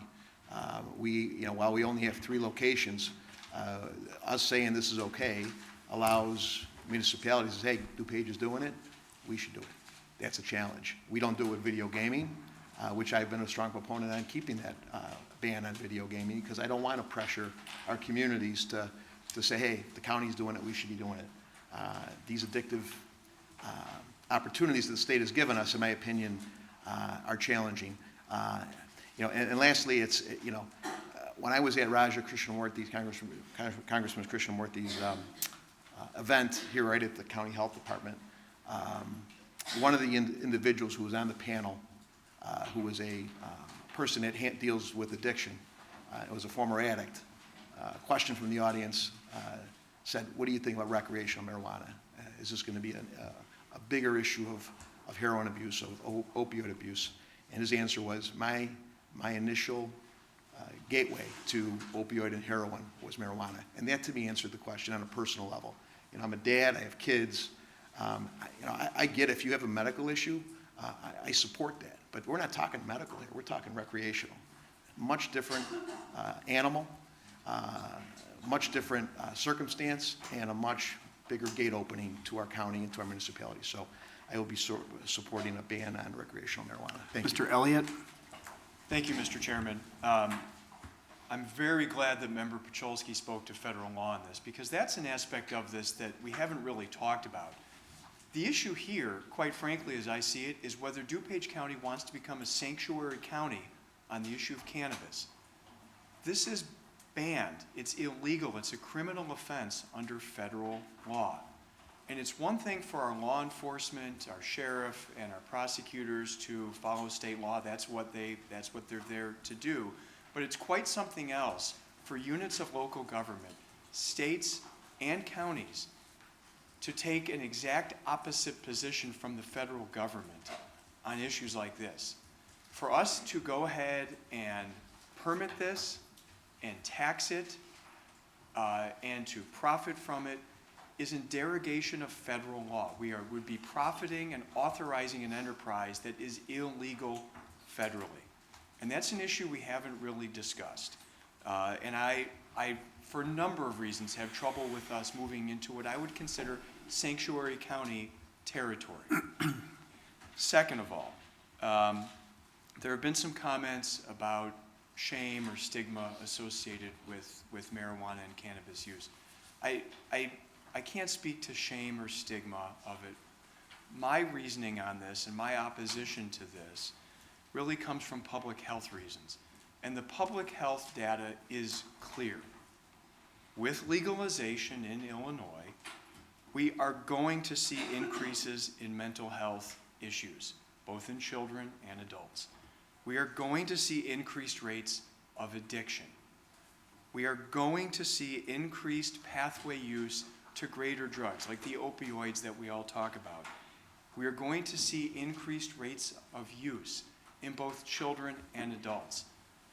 I've gotten a number of emails from people who say with great certainty that the recreational cannabis will only be available to properly identified 21-year-olds and older. And my response to that is, please, if you really believe that legalization is not going to result in greater accessibility and greater illicit use for underage users, then please come see me, because I have a bridge to sell you. It is going to lead to those things. These public health issues are going to happen. We know they're going to happen. The data tells us that they're going to happen. Our own public health officials have told us that it's going to happen. And yet we're considering becoming part of this, getting into the business, so to speak, of profiting from cannabis sales. Why? I've heard two reasons. Number one is, well, other people seem to be doing it. That's not a good reason. That's never been a good reason. That excuse never worked when I was a kid, and it's not a good reason for public government to do something. Number two, we're urged to do it because it's going to result in revenue. We as public officials take a very dim view of private actors when they profit from things that create bad public health problems. Public officials are very critical of cigarette and tobacco executives. Public officials right now are very critical of those who profit from vaping. Public officials are very critical of those who have profited in the opioid industry. We as a county board have filed a lawsuit against pharmaceutical companies in which we're critical of them for profiting from an activity that creates deleterious public health effects. We on this county board have been critical of a company that recently, Sterigenics, for profiting from a business that created a byproduct that created deleterious health effects. If we move into this arena, how are we different from them? If we as a public body say, well, we want to get the money from this, how are we different from those that we have been so critical of in the private sector for profiting from something that we know to a certainty is going to have deleterious public health effects? There's been some discussion of the decisions made in Springfield. I would say, this is my own observation, my understanding of the process in Springfield is that the legislature didn't exactly cover themselves in glory on the way this was passed. I believe this bill reached the floor of the General Assembly as a shell bill, and that the entire contents of that bill were pulled out and the cannabis legalization was put in at the 11th hour. Not exactly the most transparent way to do it. And right now, I believe the General Assembly is looking for complicity. They want county boards to take a share of the responsibility by seizing an opportunity to profit. Springfield is offering us a piece of the action in exchange for our shared responsibility for what I'm certain is going to be a public health problem. Let's not be a party to this in DuPage County. Let's not be a party to this. Let us not soil our hands by agreeing to participate in an enterprise that we know is going to hurt our citizens. Thank you.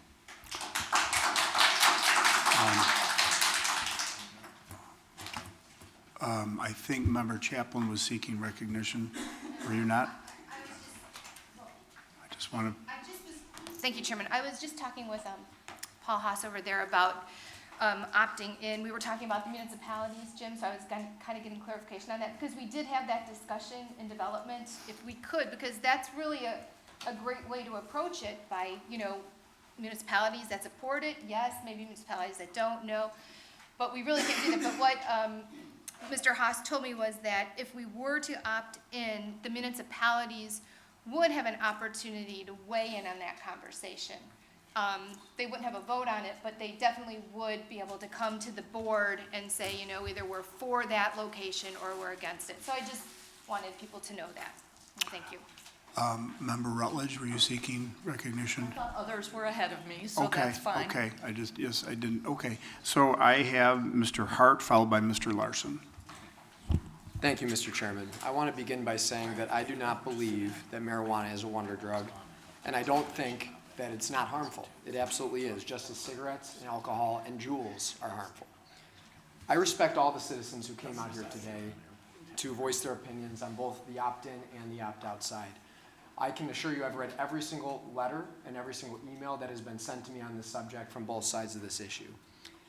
And I'll agree with many of the public commenters here today that criticize Springfield and the rush that they had to make this decision. I agree. I would have preferred to see it as a ballot referendum, just as the other states minus Vermont had done. But the reality is that that decision has been made by Springfield, and there's nothing we can do to change it.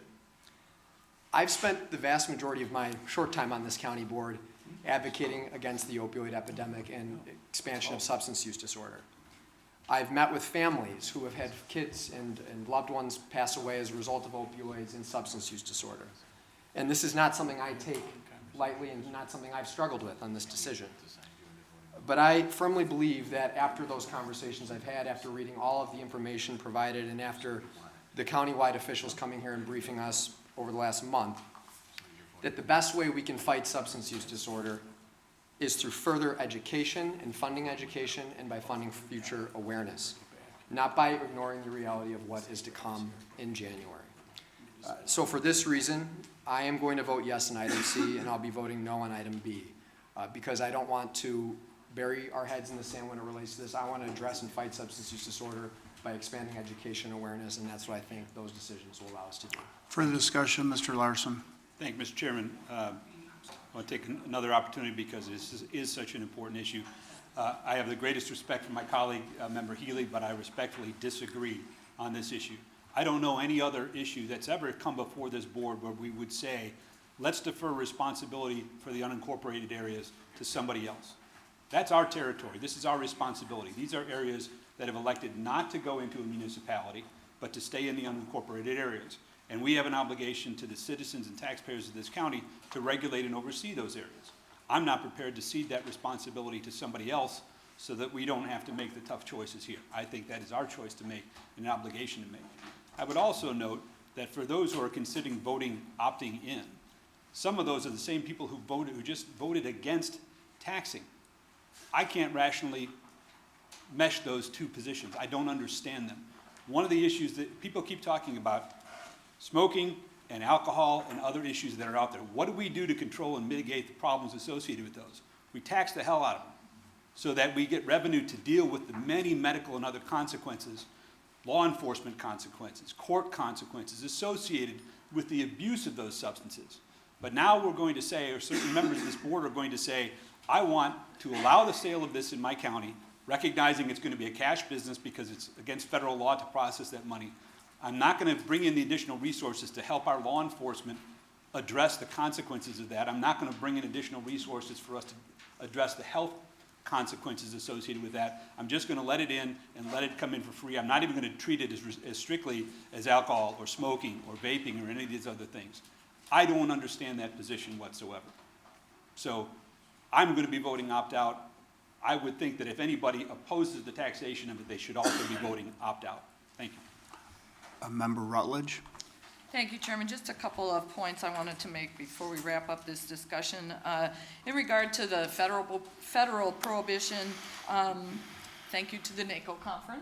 I learned that 88% of our country already lives under some form of legal marijuana, whether it be adult use or medicinal.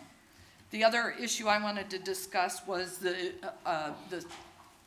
the safety that we owe our constituents who choose to use this product. I've talked to two different dispensaries, and both have told me that all of the vaping deaths have been related to black market. So by allowing this in our county and making that available to those who choose, we are offering them a safe product that they know that they're not going to get some foreign substance that's been added by some black market opportunists, I guess. So those are the points I wanted to make. Thank you very much. Thank you. Further discussion, Member Renahan. Thank you, Mr. Chairman. And thank you, everyone, for all your comments. It's a difficult decision we've been asked to make here. Springfield didn't give us a referendum, which makes it a lot harder to see what residents think, and that's so important. I, for one, support the expansion of medical marijuana. I have no doubts that there's benefit to people who take that. I also strongly support the expungement rules that have come with this piece of legislation. I think it'll make a lot of people's lives better if they get out from underneath some of those crimes due to low levels of marijuana. But for me, the details aren't there in the law, the regulations are not there in the law. We looked at counties in California, Michigan, Massachusetts, they've taken this slow. Counties have definitely taken it slow. They've actually seen an uptick in a black market marijuana. I don't necessarily see the economic benefit if we're looking at 2 or 3 stores, probably 2, because one is near school. And I take very seriously the testimony we heard from all the HOPE task force people, from the state's attorney, the sheriff, the coroner, clinicians, the health department, which gives me pause when it comes to negative effects. With that, I bring the caveat, I think maybe in a year or 2, I think we're there. I think this is going to be the law of the land. The train has left the station, but I think we need better steps in regulation, how we're gonna handle this. And I would say, I do think it's instructive to look, we got a great little piece of information here as to how our municipalities have voted. And, you know, we're kind of coming late to this. We've already seen what our municipalities are thinking. I mean, in District 3, I'm seeing about 6 have opted out so far, so District 3. So with that, thank you. Thank you. Further discussion? Anyone else seeking recognition? Okay, so there's been a motion by Mr. Right. Zay. I was going to close. Okay, and has there been a second? Yeah. All right, let's let Member Zay close, and then we'll entertain a second, please. Thank you, Mr. Chairman. Just a few things. Just want to thank our staff. I know this got pushed upon us, and they did a lot of work and got us a lot of information in a short time. So I want to thank them for getting us a lot of information to help us make this decision. I want to thank the board, too. We've had some good conversation on this. There's some passionate people on both sides. Your opinions, I respect all your opinions. Might not agree with it, but I respect you to have that opinion. I do support medical marijuana. I think we've seen that, the benefits it has. But the problem I have is that we have our experts that have sat here for years and told us that marijuana is a gateway drug. And I just can't, having a high school kid and a kid who just went into college, I just can't get past that at this point. That, you know what, we've got issues here. Again, I think we're going to see this bill back again. I think the state of Illinois knows they did a bad job. I think we're going to see changes here in veto session. But again, this is before us here now. I am, again, asking the board to vote yes to opt out. Thank you. Okay, thank you, Mr. Zay. Mr. Zay, you've moved moved on this item. Is there a second? Okay. Always want to accommodate discussion. If we do opt out at this point, but decide later on that we want to reconsider, how does that mechanism work within our board rules? Well, I mean, if there is indeed going to be changes in the landscape regarding state law, which I think most observers speculate that there will be, there may be opportunities to respond, depending on how the issue develops. So I can't say with certainty, but we're a dynamic body, and there will be always opportunities to discuss this issue as long as it's an issue before the public, and that's our responsibility as public servants. Mr. Chairman? Mr. Elliott, do you want to add to that? No, I wanted to just make sure that I understand the vote. An aye is a vote to opt out, Yes. correct? Yes. Okay. Yes means no. Mr. Chairman? Mr. Chairman? Mr. Chairman? Mr. Chairman? Yes, sir. As Member Renahan said, again, just like video gaming, we prohibited it. You can always bring this back at another time if you wanted to take it and not prohibit it anymore. So you still have that option in the future. Thank you. So you have moved. We have a second. Madam Clerk, please call the roll. Zay. Aye. Chaplin. No. Covert. No. Desart. No. DeCiani. Aye. Eckhoff. Aye. Elliott. Aye. Hart. No. Healy. No. Krajewski. Aye. Larson. Aye. Noonan. Aye. Ozak.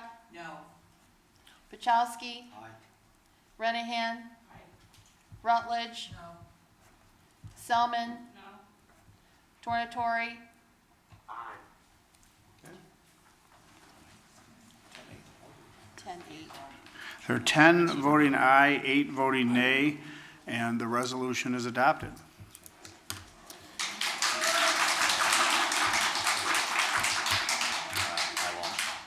Thank you, Mr. Chairman. I move on CBR 39119 concerning the county's adoption of regulations governing the location of cannabis businesses within unincorporated regions. Well, it all depends. So yes, I mean, if there's a motion to take this out of the record, we can entertain that motion. But if there are people that would like to discuss this or cast a vote, they do have that, there is that prerogative. So there's been a motion to strike this item from the agenda. And it's been seconded. All those in favor say aye. Aye. Opposed, nay. The ayes have it. Okay. That concludes our business under the order of County Board.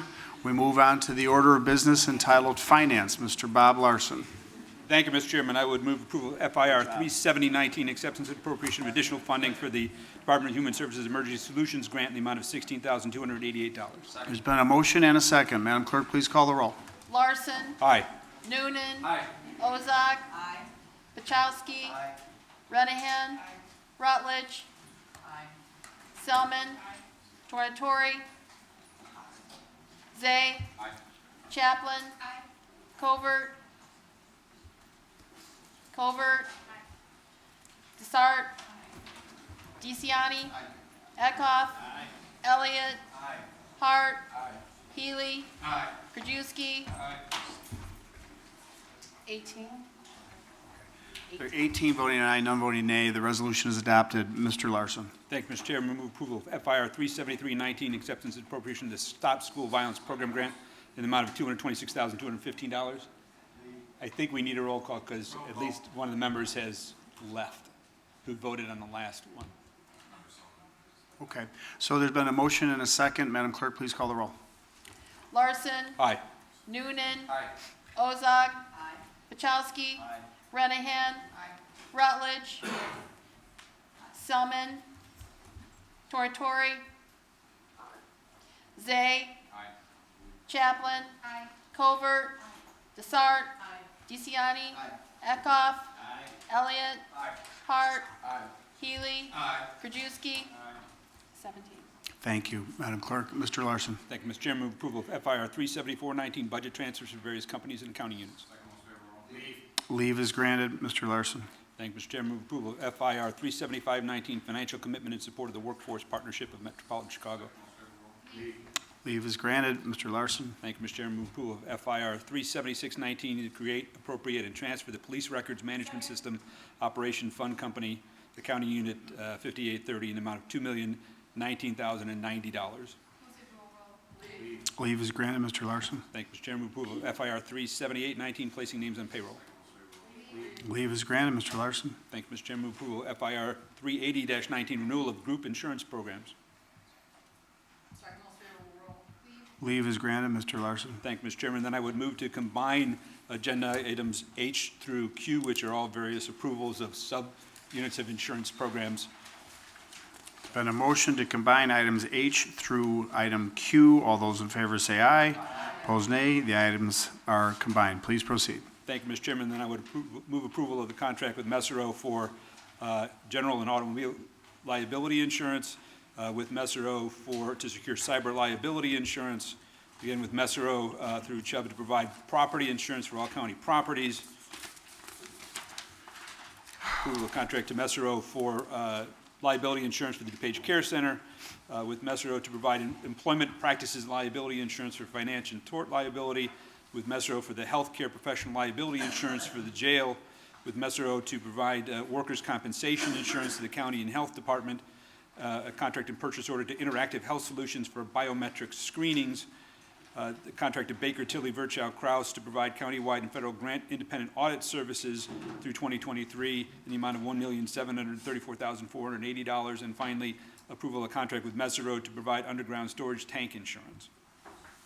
Okay, there's been a motion and a second on these combined items. There's not a request for, there is a request for most favorable. Leave is granted. Thank you, Mr. Larson. On to the order of development in Sam Tornatori's, well, he's on the phone here, but I think we're going to call on Member Chaplin to present in Sam's physical presence absence. Thank you, Chairman. Sam, I'm wishing you all the best in your recovery. So with that, I have no committee update, but I will move approval on ordinance Z19038, American Estate LLC. Okay, so there's been a motion on item DC 0058-19, and motion and a second. Madam Clerk, please call the roll. Chaplin. Aye. Covert. Desart. DeCiani. Eckhoff. Elliott. Hart. Healy. Krajewski. Larson. Noonan. Ozog. Kachowski. Renahan. Rutledge. Selman. Tornatori. Zay. 17. Thank you, Madam Clerk. Member Chaplin. Yes, thank you, Chairman. I move motion on DC 0059-19, SWIFT to approve the following zoning relief variation to reduce the required lot size. Leave is area. granted. Thank you. Okay, now with, I believe we're going to make a motion to table ordinance DC 0-0060, Bianco, to give, Member Tornatori is not here, Member Selman is not here. It's a supermajority vote. We would like to have all members present for that vote. Okay, so there's been a motion and a second to take this item out of the record. Is that Yes, correct? that's correct. Okay, so there's been a motion and a second. All those in favor say aye.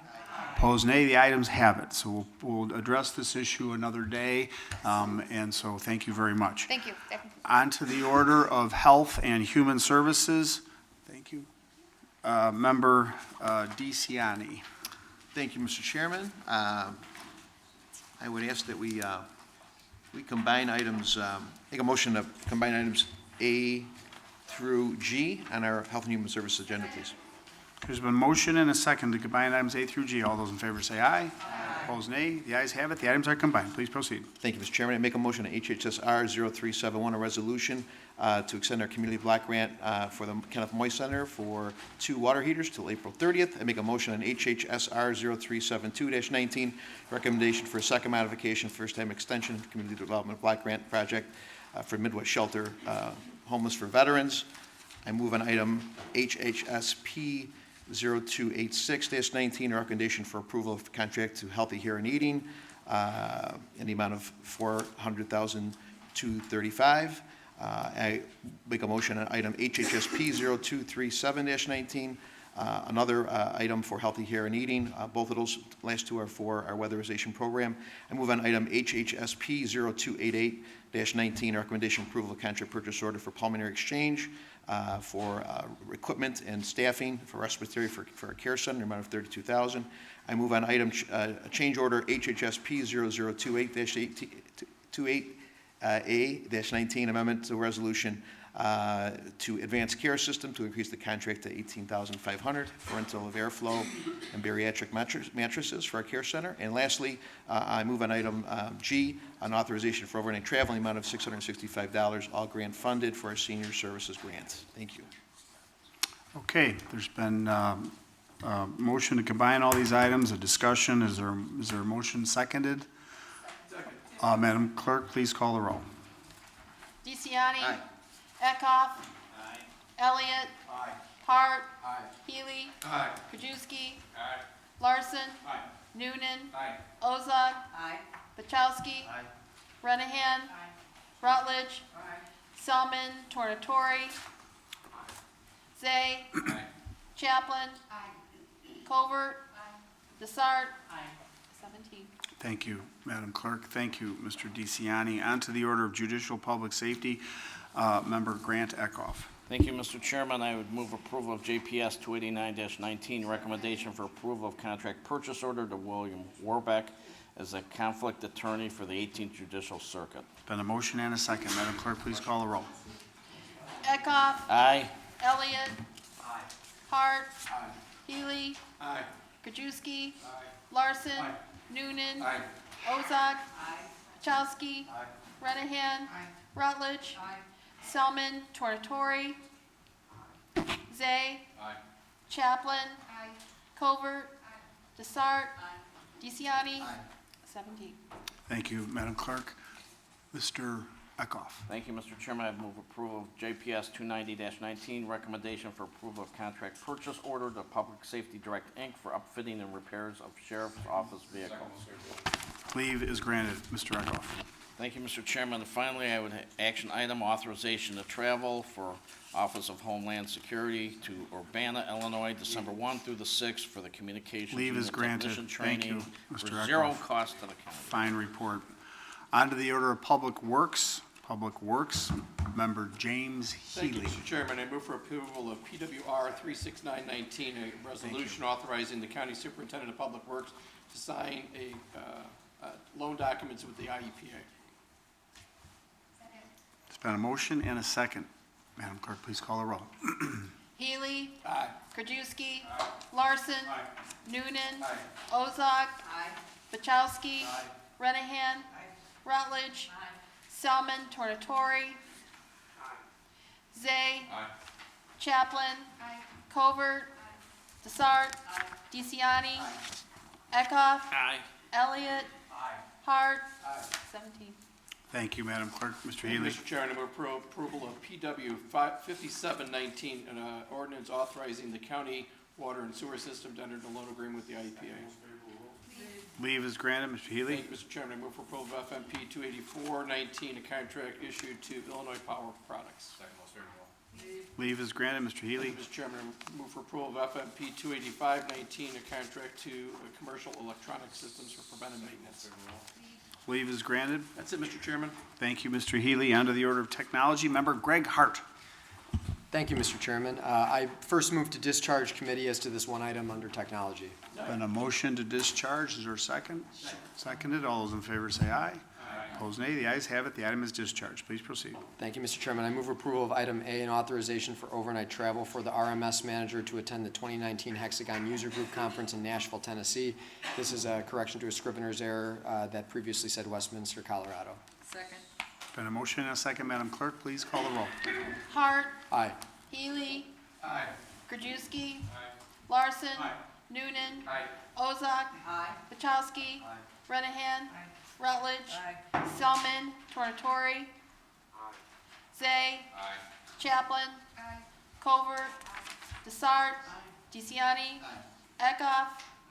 Elliott. 17. Thank you, Madam Clerk. Thank you, Mr. Hart. On to the order of transportation. Member Don Pachowski. Thank you, Mr. Chairman. I'd move to approve DTR 363-19. It's a fuel agreement between the County of DuPage and DuPage Public Safety Communication. Been a motion and a second. Madam Clerk, please call the roll. Bachowski. Aye. Renahan. Rutledge. Selman. Tornatori. Zay. Chaplin. Covert. Desart. DeCiani. Eckhoff. Elliott. Hart. Healy. Krajewski. Larson. Noonan. Ozog. 17. Thank you, Madam Clerk. Mr. Move Pachowski. to approve DTR 367-19, a renewal of membership agreement between the County of DuPage and Julie, Inc. Second most favorable.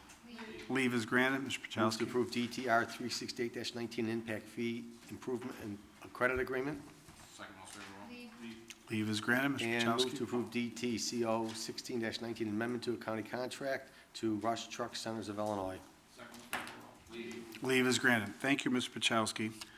On to the order, we've completed our committee reports. On to the order of an item we address from time to time. It's called discussion.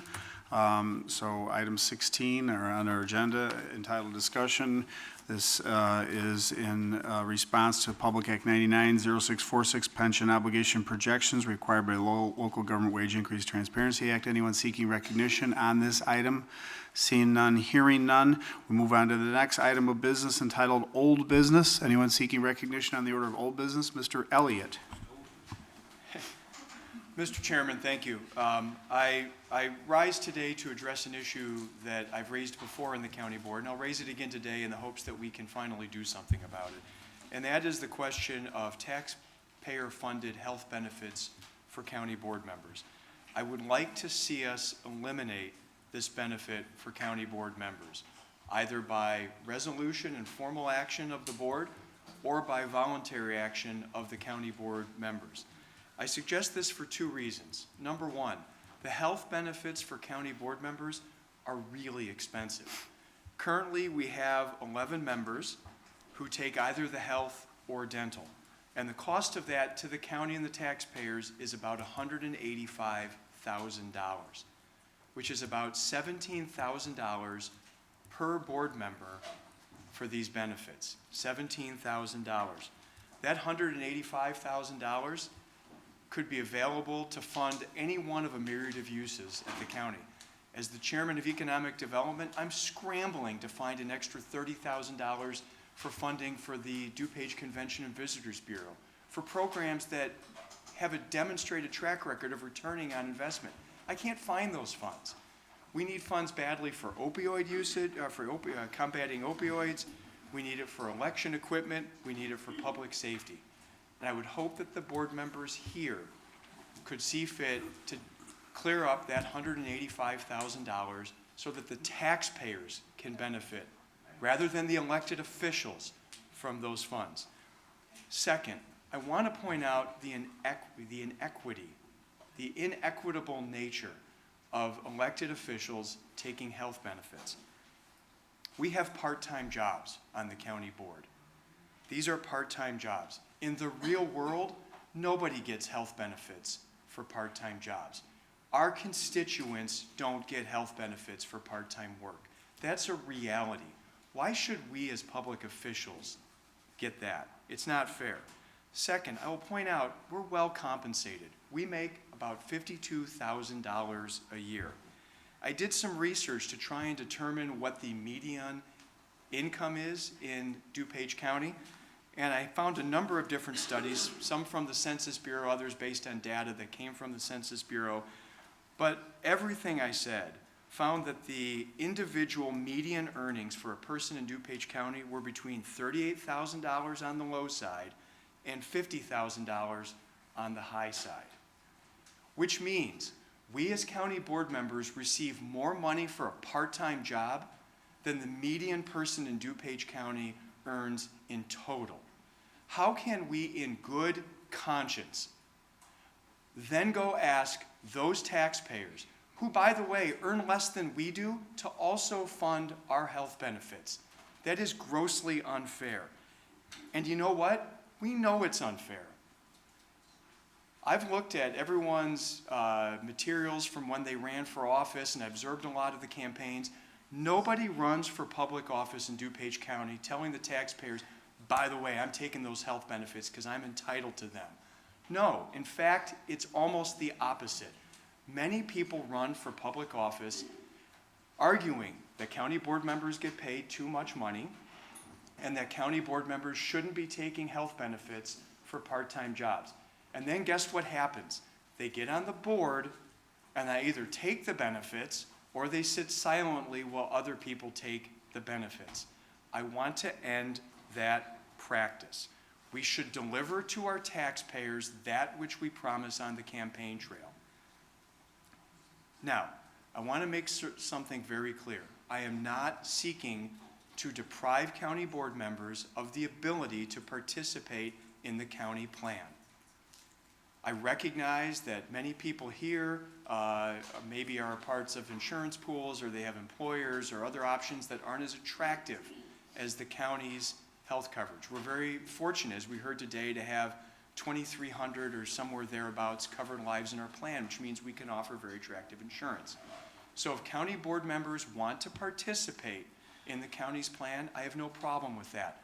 But county board members ought to pay the full freight associated with that. They should be willing to take out of the $52,000 that we get for part-time work and pay the full freight for the health benefits. That just seems fair. Again, I would ask that this either be done by formal resolution, or if not, then by voluntary action on the part of the county board members. But I do think that this practice should end. Thank you. Okay, further discussion on the order of old business, Member Ozog. First of all, I want to address this issue. My family is currently in transition. My husband will probably be retiring in the near future.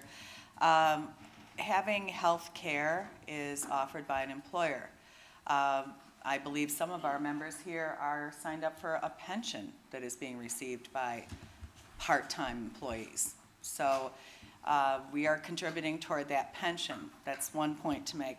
But in terms of availability, this, first of all, is not an issue that we really need to discuss until next April, when I believe that's, that all salaries, benefits, et cetera, are discussed. I will also say I never on the campaign trail said that I would not avail myself of health care. I also want to say in terms of taking the health care, I am currently paying $6,000 a year with a $4,000 deductible, so I would consider that well more than a half contribution to what I understand our benefit is. Now, the final thing I'd like to say is that in any of this discussion, everyone should realize that right now there is a federal lawsuit pending. It's called Azar versus Texas, and it is currently seeking to completely disband the Affordable Care Act. And under the Affordable Care Act, one of the protections is for pre-existing conditions. I have a pre-existing condition, my daughter has a pre-existing condition who is being covered under my care. And the other observation I can make is that I think you'd find very few families that do not have a pre-existing condition. And I personally think we need to table this discussion completely. I have no problem with coming up with a somewhat larger contribution, et cetera, but I think first of all we should talk about how much we're contributing toward pensions for part-time board members. And I also think that we need to wait until April for this discussion because we need to see what's going to happen with this ACA ruling.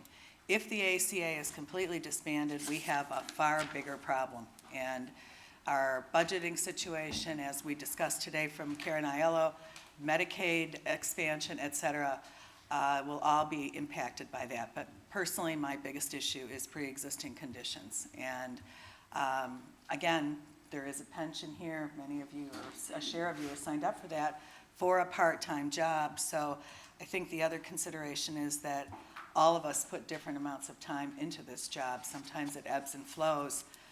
For instance, the adult business that issue, stereogenics, et cetera. Sometimes people are probably spending more than a full-time job of spending more of their time. So I say we discuss this in April when we're discussing all benefits, and thank you. Further discussion on the business, on the order of business entitled Old Business. Were you seeking recognition, Member Chaplin? You can let Member Rutledge go first. Okay. Thank you. Member Rutledge. Thank you, Chairman. I just want to speak to, I took a job in 2017 merely for the benefits, and at that particular employer, I only had to work 30 hours a week to be able to avail myself to their benefit package. So I'm not sure if I agree with the fact that nobody provides health insurance for part-time workers. The other thing I'd like to point out too is that that was a job where I went, I punched in, I did my job, I left, I went home. This is not a job like that. I check my emails multiple times a day. I have to be on call for anything that might arise that would need a county board member's attention. So it may be that some weeks we only put in part-time hours, but on many others, I believe we're exceeding that threshold for benefits. Thank you. Further discussion, Yeah, Member Chaplin. Thank you, Chairman Cronin. Yeah, actually, I do believe that this is a conversation that we will have in April or May when we do our benefits, because we approved our benefits and our salaries last 2 years ago when we were elected, so that is the appropriate time to be talking about it. And honestly, I do look forward to this discussion. And I just want to share my story. When I was elected in 2012, I did not take the health insurance. I went on the marketplace and I paid $369 a month for my health insurance. Once the new administration took place, the health insurance, they kind of gutted the ACA program, and each year it became more expensive. I eventually was paying about $700 a month for 40/60 coverage and a $10,000 deductible. At my employment, I worked a few extra hours so I could get the health insurance. Last year, my father passed away. I left my employment to help with my mom. And so unfortunately, I have to take this because my husband's health insurance will not cover me as long as the county offers it to me. So for me, if the county wouldn't offer it, that would be great, because I can go back on my husband's great health insurance, or, you know, I can look for another job with health insurance. But right now, unfortunately, and it is just me on the plan, it's not my whole family. But I think it comes to a bigger conversation of, you know, maybe the county board, through our legislative committee, working with our state and federal reps on really finding good health care for people, because it is an issue, especially with people like Mary and now myself that have pre-existing conditions. Okay, further discussion. Mr. Elliott. I just want to respond briefly to both those points, and I want to be clear on what I'm proposing. Because what I heard is, well, there's a lawsuit challenging the ACA. Well, there's been a lawsuit challenging the ACA since the ACA was passed. I mean, I can't remember a time where there wasn't at least one lawsuit pending challenging the Affordable Care Act. There have been so many challenges to that have gone before the federal courts of appeals and the Supreme Court, you can't even keep track. And so if we're going to defer action until we decide, until all the lawsuits involving the Affordable Care Act are resolved, we're going to be here forever. Second of all, I want to be clear. I am not suggesting that anyone has to leave the county plan.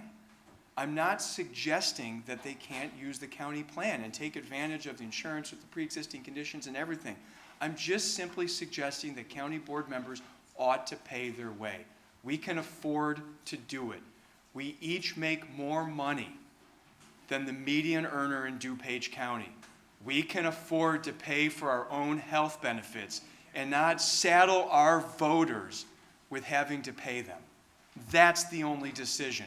And respectfully, I believe what I heard is changing the subject, because it's a simple question. Who pays for the health benefit? Us or the taxpayers? Member Ozog, are you seeking recognition? Yes, I am. First of all, I am not changing the subject when I discuss contributions to pensions for part-time board members, because that is, again, what you may want to call a perk. On the other hand, I'd first of all like to know where Mr. Elliott's getting his figures for $185,000 total for 11 people.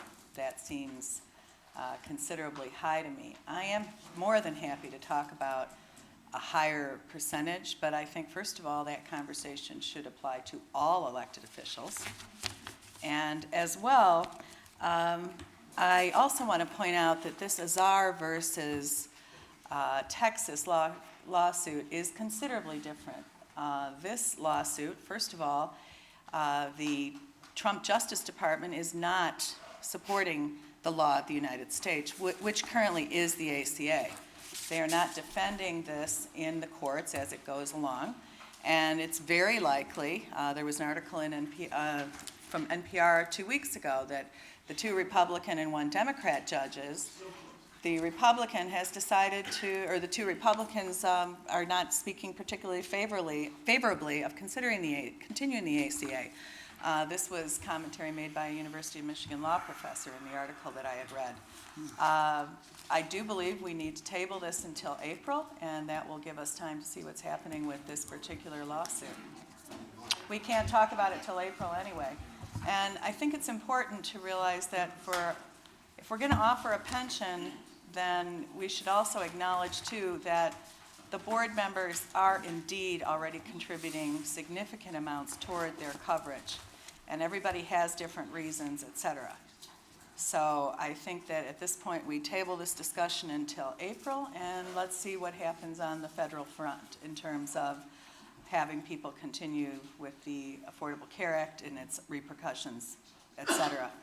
Thank you. Further discussion under the order of business entitled Old Business. Mr. Hart. Thank you, Mr. Chairman. I want to thank Member Elliott for standing up and raising this issue. It's an issue that we've discussed ever since 2018, and I support his decision to raise it in this boardroom today, and vehemently disagree with the decision to kick the can to April, because as we saw this morning in Finance Committee, we've already seen the rising cost of health care and the impacts that could potentially have on our own county employees.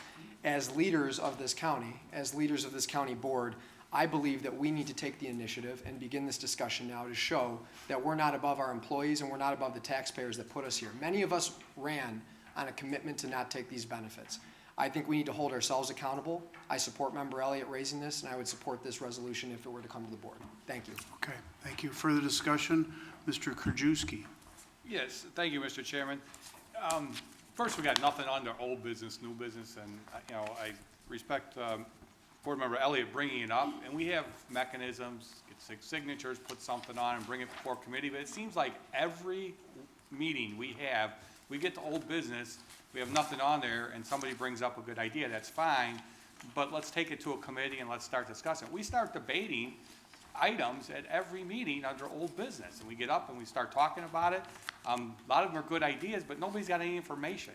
We don't have any facts. That's why we have committees and we send stuff to committee. So I like it when we have old business, people can raise an issue, but we shouldn't be debating it on right after that on the floor, no notice. We should send it to a committee. If our 6 people want to discuss it, they put it on and we start looking at it and getting the information to do it. But every meeting now, we have a debate about some issue, and then another board member, and half of us don't even have information that we can actually make a logical decision, but we start debating the issue on the floor.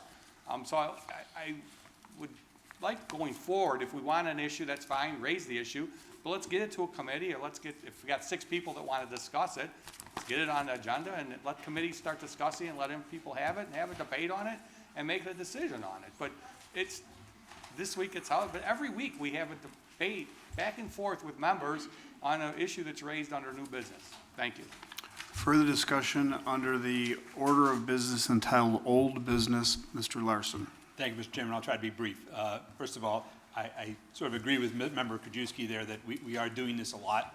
And while I recognize there are good and important ideas to be discussed, it does become a little disorganized when we get into debates and talk about tabling issues that really aren't for a vote at this point. But by the same token, I did want to point out, since we're having this discussion, there are those of us who neither take the pension nor the health care benefits.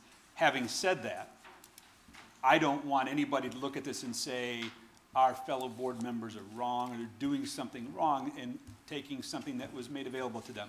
I do think it's an issue, just as I opposed the continuation of pension benefits for board members a few years ago when that issue came up. I didn't take any shots at my fellow board members. They made the decisions they made on behalf of their families for a benefit that was available to them. And some of them couldn't opt out at the point that the discussion was made. So, and the same issue here, Member Chaplin talked about her family situation, Member Ozog talked about hers. Those are difficult and personal decisions, and I don't think that they should be criticized for taking advantage of the opportunities that they had, but on the other hand, I do think as an advocate for the taxpayers of the county, it's a discussion worth having whether we should have this for this job. So that's all I have to say. Thank you, Mr. Chairman. Okay, thank you. Anybody else seeking recognition on the order of old business? Old business, seeing none, hearing none. We move on to the order of business entitled New Business. Looking forward. Anything that anyone wants to share about new business?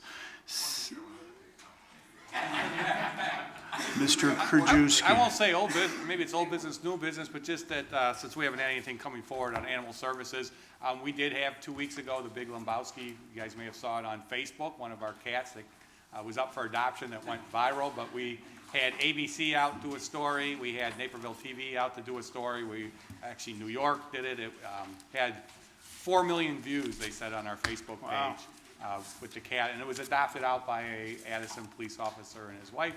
They came in, but it did get a lot of exposure, and it helped get a lot of the other animals at the facility adopted out because there was a lot of shares and likes. So congratulations to the staff over there, but we were all over the country with a big 30-pound cat. It was up for adoption. So, thank you. Fat cat. Okay. Nobody else is seeking recognition on the order of new business. I am reliably informed that we do not have any matter to come before us on the order of executive session. We do have an item of business entitled Matters Referred from Executive Session, but this will not be considered today either. It will be on the November 12th agenda. And so at this point, I'll entertain a motion to adjourn. There's been a motion and a second to adjourn this meeting of the September session to Tuesday, November 12th at 10 a.m. for passage of the property tax levy pursuant to 35 ILCS 200/18-10. All those in favor say aye. Opposed, nay. The ayes have it. Meeting adjourned.